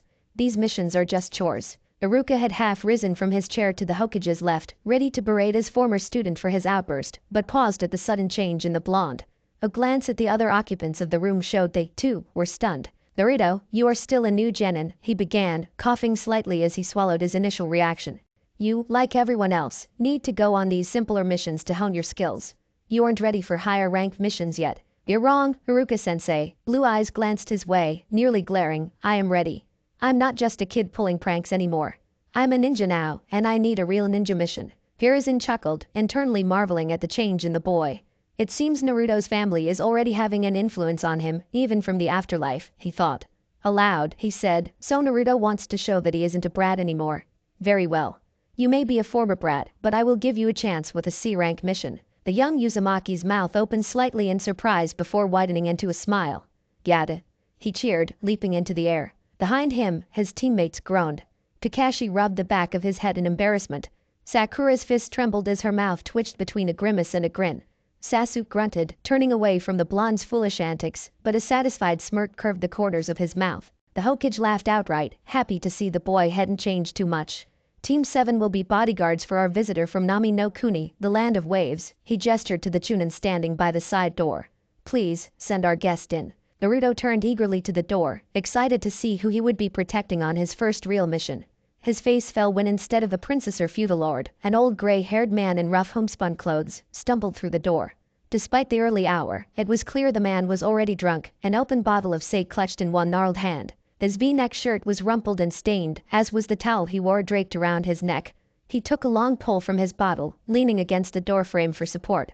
He belched, then wiped his mouth with the back of his arm as he squinted dark, bespectacled eyes into the mission hall. What's this? He hiccuped. I paid for ninjas, not some scrawny kids. He peered at Team 7 blearily. His eyes settled on Naruto for a moment, hesitating as if niggled by a distant memory. He shoved the uncomfortable feeling down with a snort. The little one with the idiotic look on his face couldn't possibly be a shinobi. Naruto snickered, turning instinctively towards his Uchiha teammate, the obvious target of the man's mockery. His mood changed swiftly to murderous when he realized Sasuke was a good 5 centimeters taller than him. Stupid old man. He growled, I'll destroy you. Kakashi dropped his hand to Naturo's shoulder, holding him back. You can't destroy the client, Naruto. He turned to the man. I assure you, sir, my team is more than capable of handling anything we may encounter on the road. The man snorted again. Listen up, brats, he began, ignoring Kakashi's statement. I'm Tazuna the master bridge builder. I'm building a bridge in the land of waves that will change our world, so you better get me home safely." He took another pull from his bottle, even if it means giving up your lives. They didn't quite meet Team 7's eyes, but considering his inebriation, they were happy that he was still upright. Mostly. Kakashi turned to his students. "Okay, team. Pack some supplies and meet at the east gate in 1 hour." As the ninja dispersed, Tazuna grabbed the pointed hat hanging on his back and donned it, pulling it low over his eyes. He shuffled back through the door, leaning heavily on the wall, sandals scraping along the wooden floor. Naruto rushed out of the gate ahead of his team and their client. After a few paces he stopped and turned back, stretching both fists to the sky as he laughed. A light breeze danced happily in greeting, weaving around the blonde's legs and swirling up his body like an excited puppy ready to play. Naruto had never been outside of the village before, and he relished the freedom he felt in the wide-open world. He looked back on the massive walls of Konoha, towering over 24 meters into the sky. His team was just passing through the gate, accompanying the old bridge builder they would be escorting back to his home. As they continued down the road, they adopted a loose diamond formation with Sasuke and Sakura flanking Tazuna, Naruto scampering ahead in excitement, and Kakashi trailing behind, nose deep in orange-bound distraction. The warm morning passed amicably enough. Sakura had tried to engage her love interest in conversation, but the last Uchiha preferred his brooding silence. The Kunoichi deflated once again at the rejection. Tazuna took pity on the girl and began regaling her on his exploits as a bridge builder and craftsman. He became so enthralled in explaining the intricacies of his trade that he didn't notice Sakura's head was already spinning, trying to keep up with the unfamiliar jargon. Naruto's exuberance soon waned, and he kept a more reasonable pace at the head of the group. The road cut through the forest as it wended its way eastward. The trees waved merrily in the breeze, undisturbed by the passage of the 5 travelers beneath them. Nothing could disturb the picturesque serenity of eastern High no Kuni in late spring. Naruto was quickly becoming bored. He didn't dare try to insert himself in the torrent of architectural alchemy Tazuna was spewing at his female companion. The forest around him remained blissfully uncaring of the boy's thirst for excitement and continued to bask in the late spring warmth. His mind drifted to his efforts to learn the Uzumaki techniques and revive his clan when a thought came to him. He slowed his pace, allowing his teammates to slip past, and fell into step with his one-eyed sensei. "Hey, Kakashi-sensei," he began, unsure of how to proceed. Came the reply from behind the customary orange book. Naruto rubbed the back of his head nervously. "Remember how I said I would restore the Uzumaki clan? How do I do that exactly?" The Jonin sighed, closed his book, and returned it to his pouch. "Well, Naruto, what do you know of clans and how they operate?" The bewildered look on his student's face was all the answer he needed. Kakashi did note one of his other genin was taking an interest in the conversation, likely in an attempt to avoid Sakura's fate. Still, it would be good for Sasuke to hear this information as well. Kakashi tapped one finger to his masked chin, thoughtfully. "Well, at their core, clans are basically a group of individuals united by a shared belief. They usually consist of one or more families that can trace their ancestry back to a common figure, though not all members of a clan need be related by blood or marriage." "So a clan is just a big family?"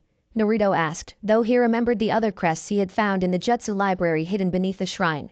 Perhaps they hadn't been separate clans after all. The size of a clan doesn't necessarily matter, but as they are often seen as political entities, it usually follows that having more clan members equates to having more influence over the larger community or nation. Kakashi waited for Naruto's nod of understanding. "Technically speaking, you or I are members of a clan as much as the Hyuga or Nara of Konoha. However, it is often easier for smaller groups to be recognized as clans if they have a bloodline, like the Uchiha, or especially strong techniques, as is the case with the Sarutobi." Sasuke prickled at the perceived slight in calling the Uchiha a small clan, but given his own moniker of the last, there was little he could do to refute. He simply grunted in annoyance, inadvertently revealing his interest in the conversation behind him. He began to drift backwards, ignoring his pink-haired teammate's silent pleas to not be abandoned. Seeing that both of his male students were now fully committed to the topic, Kakashi decided to have a little fun. "So, do either of you have a girlfriend yet? If you need some pointers, I know this great book that has wonderful advice if you are interested." All 3 of his genin blushed furiously, even Sasuke, and Naruto jumped back, flinging his hands up in disgust. "Ew, gross pervy sensei. Keep your smutty books to yourself." Azuna, broken from his rhythm describing the intricacies of trusses, outriggers, and stringers, turned back to see what all the commotion was about. "Hey, what's that?" He blinked owlishly behind his spectacles. "You kids are too young to be worried about that kind of stuff. You still just children after all." He cut himself off and turned back to stare at the road beneath him, seemingly unable to look at the ninja he had hired. Kakashi made a mental note of the bridge builder's behavior, but addressed his blonde student, "Pervy sensei. I seem to recall a certain genin defeating a certain academy instructor with an especially tasteful jutsu. What was it called? Something about a sexy jutsu. Seems to me that he would have needed to get inspiration from somewhere. Naruto blushed again, suddenly finding the underbrush to his left extremely interesting. That's different, he mumbled. I wasn't doing it for that, I just knew it would be a great attack to catch people off guard. It was just research. Somewhere in the land of fire, near a popular hot spring, a white-haired man paused briefly in his frantic note-taking. He suddenly felt overwhelming pride in a godson he had yet to formally meet. Maybe it's time to visit the little brat, he murmured. This distraction didn't last long, and he soon returned to his notebook, peeking through the branches of the bush he had hidden behind, a perverse giggle escaping his lips. Back on the road to Nami, Kakashi chuckled at his student's embarrassment as Sakura growled menacingly at the last Uzumaki. Anyway, to get back to the point, he looked between Sasuke and Naruto. Restoring a clan is no easy task. It cannot be done overnight. It will be your life's work, which you will pass on to your children and grandchildren. It is literally the work of generations. Silence fell upon the group as the genin returned to their positions, and the jonin returned to his book. Sakura shot furtive glances toward her Uchiha teammate, who kept his gaze fixed straight ahead. She hadn't really thought much about what his goals would mean for her own aspirations, but as she considered it, she realized that it didn't matter. Her goal remained unchanged. Get to know Sasuke and be the support he would need. However, she now had a better idea of what that kind of assistance would mean. Though she blushed at the thought, she could feel her perspective beginning to shift, and she began to study the figurative path before her with a bit more scrutiny, even as she returned her attention to the physical path she now walked, sidestepping a puddle in the road. Sasuke's thoughts took a darker turn as he again recalled that fateful night. Restoring my clan will be my life's work. The work of generations. He considered his sensei's words. But he doesn't understand. I have to kill him first. I don't have any other choice. My life will begin when his ends. Naruto also dwelled on his sensei's words. It seemed it would be harder than he thought to restore his clan, and it may not happen in his lifetime. The wind swirled around his feet, kicking up a small dust devil before scampering off into the trees. The sight of the whirlwind reminded the young ninja of another passage in Ashina's book. Persistence and diligence have long been the hallmarks of the Uzumaki clan, and will be essential on the journey to Fuinjutsu mastery. Indeed, your personal determination is vital to mastering any goal you may set, and just so with the ninja arts. Our ancestors chose our whirlpool crest to be a constant reminder of this. No matter how wide the whirlpool reaches, it swirls around tighter and tighter, each cycle bringing the water closer to its destination. The singularity of perfection. The singularity of perfection. Naruto clenched his fist, resolve burning in his eyes. Even if it did take generations, he would do everything in his power. Naruto was pulled roughly from his thoughts by a surprised grunt from behind him. A cruel voice growled out, "That's one." He turned in time to see his masked sensei wrapped tightly by a wickedly sharp-bladed chain. His lone eye widened in fear. Naruto opened his mouth to shout. The chain pulled taut, ripping through the jonin with ease. Sakura screamed, her face a frozen mask of horror. Her terror drew the attention of the chain's bearers. Two dark figures, each masked with respirators and wearing clawed metal gauntlets, to which the chain attached. One cloaked, with straight hair and a hit-eye with a single horn protruding up from the middle, wore his gauntlet on the right hand. The other in a dirty beige haori and a dual-horned hit-eye holding back spiky brown hair. The latter one, with his gauntlet on his left hand, glared at her with hard eyes. "That's two." The pair rushed forward. Naruto cursed. He fumbled with his pack. The buckle caught in his haste. Gauntlets raised, the dripping chain glinted in the sun. Abandoning his pack, Naruto leaped forward. But Sasuke was faster. A shuriken cut through the air, catching the chain before thunking into a tree. The kunai right behind stabbed through the center hole of the throwing star, locking it in place. Sasuke leaped onto the chain, wary of the blades, and sprang upward. Twisting his body, the Uchiha prodigy kicked out. Striking each assailant on the side of the head, he knocked them to the ground. "Brother," the cloaked one said, standing and yanking on the chain, "I can't get loose." "Leave it," Brother commanded. The hidden click and the chain fell from the gauntlets. Now freed, the pair started forward. Sasuke intercepted Cloak, blocking his swiping claw with a kunai. Brother slipped around and headed back toward the remaining genin. Sakura jumped in front of Tazuna, holding her own kunai up defensively in trembling hands. Brother ran, low to the ground, lifting his claw to strike. A streak of orange and blonde came from the side. Naruto launched a heavy kick at his opponent, but it was blocked by Brother's raised forearm.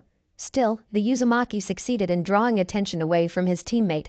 He settled into his taijutsu stance and faced the two-horned ninja. "You better run while you can, little brat," Brother taunted, flexing his claw menacingly. "Not a chance," Naruto spat back. "You're gonna pay for what you did to my sensei." Brother laughed cruelly and lashed out with his claw. Naruto ducked the swipe and blocked the follow-up knee strike with his palm, skidding backward. Boss. 3 Cage Bunshin shouted in unison as they jumped beside the blonde, one clone catching Naruto as he slid. The 3 new Narutos pulled out their kunai, and the original accepted one from the clone that caught him. They circled the enemy ninja, waiting for an opening. Brother scoffed, "You think clones are enough to beat me? 4 times trash is still trash." Naruto and his clones charged, lashing out with punches and kicks. Brother dodged and blocked, striking back with his gauntlet. The blonde seemed to dance around him, each covering for the others. Kunai clashed against claw again and again. The stalemate continued until the horned assassin growled in frustration. Enough of this. With a burst of speed, he kicked behind him, catching one clone in the stomach. He rammed his gauntlet into the belly of the second, and snatched a retaliatory kick of the third in his open hand. He swung the clone violently into a tree, and 3 puffs of smoke briefly obscured him. He smirked at the remaining blonde. "What now, brat?" Naruto, unfazed by the ferocious counterattack, smirked back. "How about this?"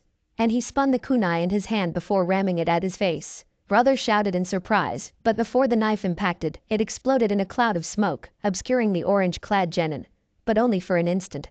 Naruto dashed forward, and Brother noted a flash of something white on the boy's face. Naruto snarled behind his bear mask, swiping forward with his own clawed hand at the stunned ninja. Brother raised his arms to block, confident he could stop the attack. Naruto's hand struck his opponent's crossed arms with the force of a rock slide. In a brief moment of impact, the Uzumaki heard a snap before the enemy ninja was launched away, into the waiting arms of a silver-haired jonin. "Kakashi-sensei, you're alive," Sakura shouted. It took a moment for Naruto to recover from the shock of seeing his sensei alive and whole, but a wide grin soon split his face. "Sorry it took so long," Kakashi drawled. "I just got so caught up in watching the fight, I forgot what we were doing for a moment." Naruto noticed Kakashi held cloak over his shoulder, while he caught Brother around the neck with his free hand. He looked behind his teacher and saw Sasuke, clothes scuffed slightly from the fight, but apparently unharmed. He looked further back down the road, and saw a pile of cut sticks where Kakashi had been caught in the chain. "The substitution jutsu," he heard Sakura explain. "Oh, I'm so glad you're okay. And Sasuke-kun, you were amazing fighting that ninja all on your own." "Hey, Sakura-chan, what about me?" Naruto interrupted her, gushing. "You had your clones, Naruto, that doesn't count." Naruto hung his head in despair at her dismissal. Kakashi stepped forward. "All 3 of you did well," he began. "Sasuke, you were the quickest to react, and you disabled your opponent's combination attack expertly. Sakura," he turned to the Kunoichi, "after your initial freeze-up, you recovered nicely and protected the client. Well done." He looked last to the blonde and Naruto. "You were a little slow getting your mask out, but you did manage to hold your own until you could get your clones to back you up. Nice trick with the kunai, by the way," he chuckled. "It certainly caught your enemy off guard." Naruto preened under his sensei's praise. He saw Sakura smile demurely and scuff the ground with her toe. Sasuke merely grunted in reply, but the corner of his mouth twitched slightly upward. "Now then," Kakashi carried his burden to a tree at the side of the road and began tying them to the trunk. "These 2 are known as the Demon Brothers, Gozu and Maizu." He pulled the ropes tight around the unconscious pair. "They are Chunin-ranked missing nin from the village hidden in the mist that sell their services as mercenaries." He turned back to the group, fixing a hard glare on Team 7's client. "The question is, why would assassins from Kiri be after a bridge builder from Wave?" Azuna looked nervously to the side. "I don't know what you mean. Ninjas fight each other all the time, right? They came for you, Tazuna," Kakashi began to growl. The 3 younger ninjas remembered this dark aura from the day of their genin test, and were glad they weren't the subjects of it this time. They told Naruto to get out of the way, meaning, we weren't the target. The old man swallowed hard, reaching up with shaking hands to wipe the sweat from his brow. His eyes shifted rapidly between the trees, the road, the genin, anywhere except the senior ninja in front of him. Finally, he sighed and his shoulders slumped in defeat. "Alright, I'll tell you everything." The Zuna explained that the land of waves was a small country, and relatively poor. Even their daimyo didn't have much money. But their island was close to several major trade routes, which drew the eye of Gaten, the shipping magnate of Gaten Company. He came in with honeyed words and promises to bring Wave prosperity with a new shipping center he would build. In reality, he wanted the island as a new staging ground to run his illegal smuggling and trafficking empire. The daimyo disappeared, and Gaten took over. He used hired mercenaries to cow the people of Wave into submission, brutally retaliating against any who dared oppose him. He extorted the country of resources, and people began disappearing. Their families hoped to find the bodies washed up on the shore, because the alternative was far worse. "That's why I have to build this bridge," Tazuna concluded, "to free my country from Gaten's grasp. He has control of our ports and our boats, but this bridge will connect us to the mainland and break Gaten's monopoly. The four ninja listened intently to the sad tale of Wave. Naruto's fists were shaking, and he heard quiet sniffles from Sakura beside him. Kakashi sighed, but his gaze was resolute. "It's not that we aren't sympathetic to your situation," he began, "but I have a responsibility to my team. They did well against the first attempt, but Gatm is sure to send a higher level opponent next time. My team is not ready to face a Jonin." Azuna nodded. "Of course, you have to look out for your students. I'll just go on from here, alone." He bowed his head. "No doubt you're right. The next ninja Gatm sends after me will be much too powerful, even for you, Haddock-san. I will of course be dead before I can reach my home, and my daughter will hate Leaf Ninja forever." The old man sniffed dramatically. "My young grandson, who is only 8 years old, will never know what happened to me. He will sit on the pier and cry, 'Grandpa, Grandpa.' But I will have to wait for him in the Pure Land. Fortunately, with Gatton's control over Wave uncontested, I will not have to wait long. But please, take your students back to safety." Kakashi winced. "Geez, this guy," he thought. Naruto looked to his teacher, "Kakashi-sensei, we can't go back now. We have a duty as ninja to fulfill our mission. We can't run away the moment things get difficult. Besides," he glanced back at Azuna, who still had his head bowed, "the land of waves needs our help. Isn't this what the will of fire is all about?" Kakashi returned Naruto's determined gaze, then looked to his other students. Sasuke, grim-faced as always, nonetheless shared the blonde's resolve. Only Sakura appeared nervous, though he could see her steel herself at Naruto's words. He sighed, and his eye crinkled up in a smile. "Like Naruto, we'll continue the mission." But he continued, cutting off Naruto's cheer, "From here on out this mission will be extremely dangerous. You will all need to follow my orders exactly. Is that clear?" Sasuke and Sakura nodded in agreement, while Naruto straightened into a sharp salute. Kakashi ignored the victorious smirk on Tazuna's face, as he and the trio of genin, plus one smug bridge builder, continued down the road. Naruto again took point, but this time he donned his chameleon mask, the smooth lacquer glinting in the sun. Sasuke and Sakura returned to their positions at Tazuna's flanks. The old man looked intently at the orange-clad ninja in front of him, his gaze lingering on the strange mask. He squinted his eyes in concentration, as he tried to chase down a niggling thought more than half faded into foggy memory. Kakashi returned to his slouching gait at the rear of the group, but his beloved orange book remained securely in his pouch.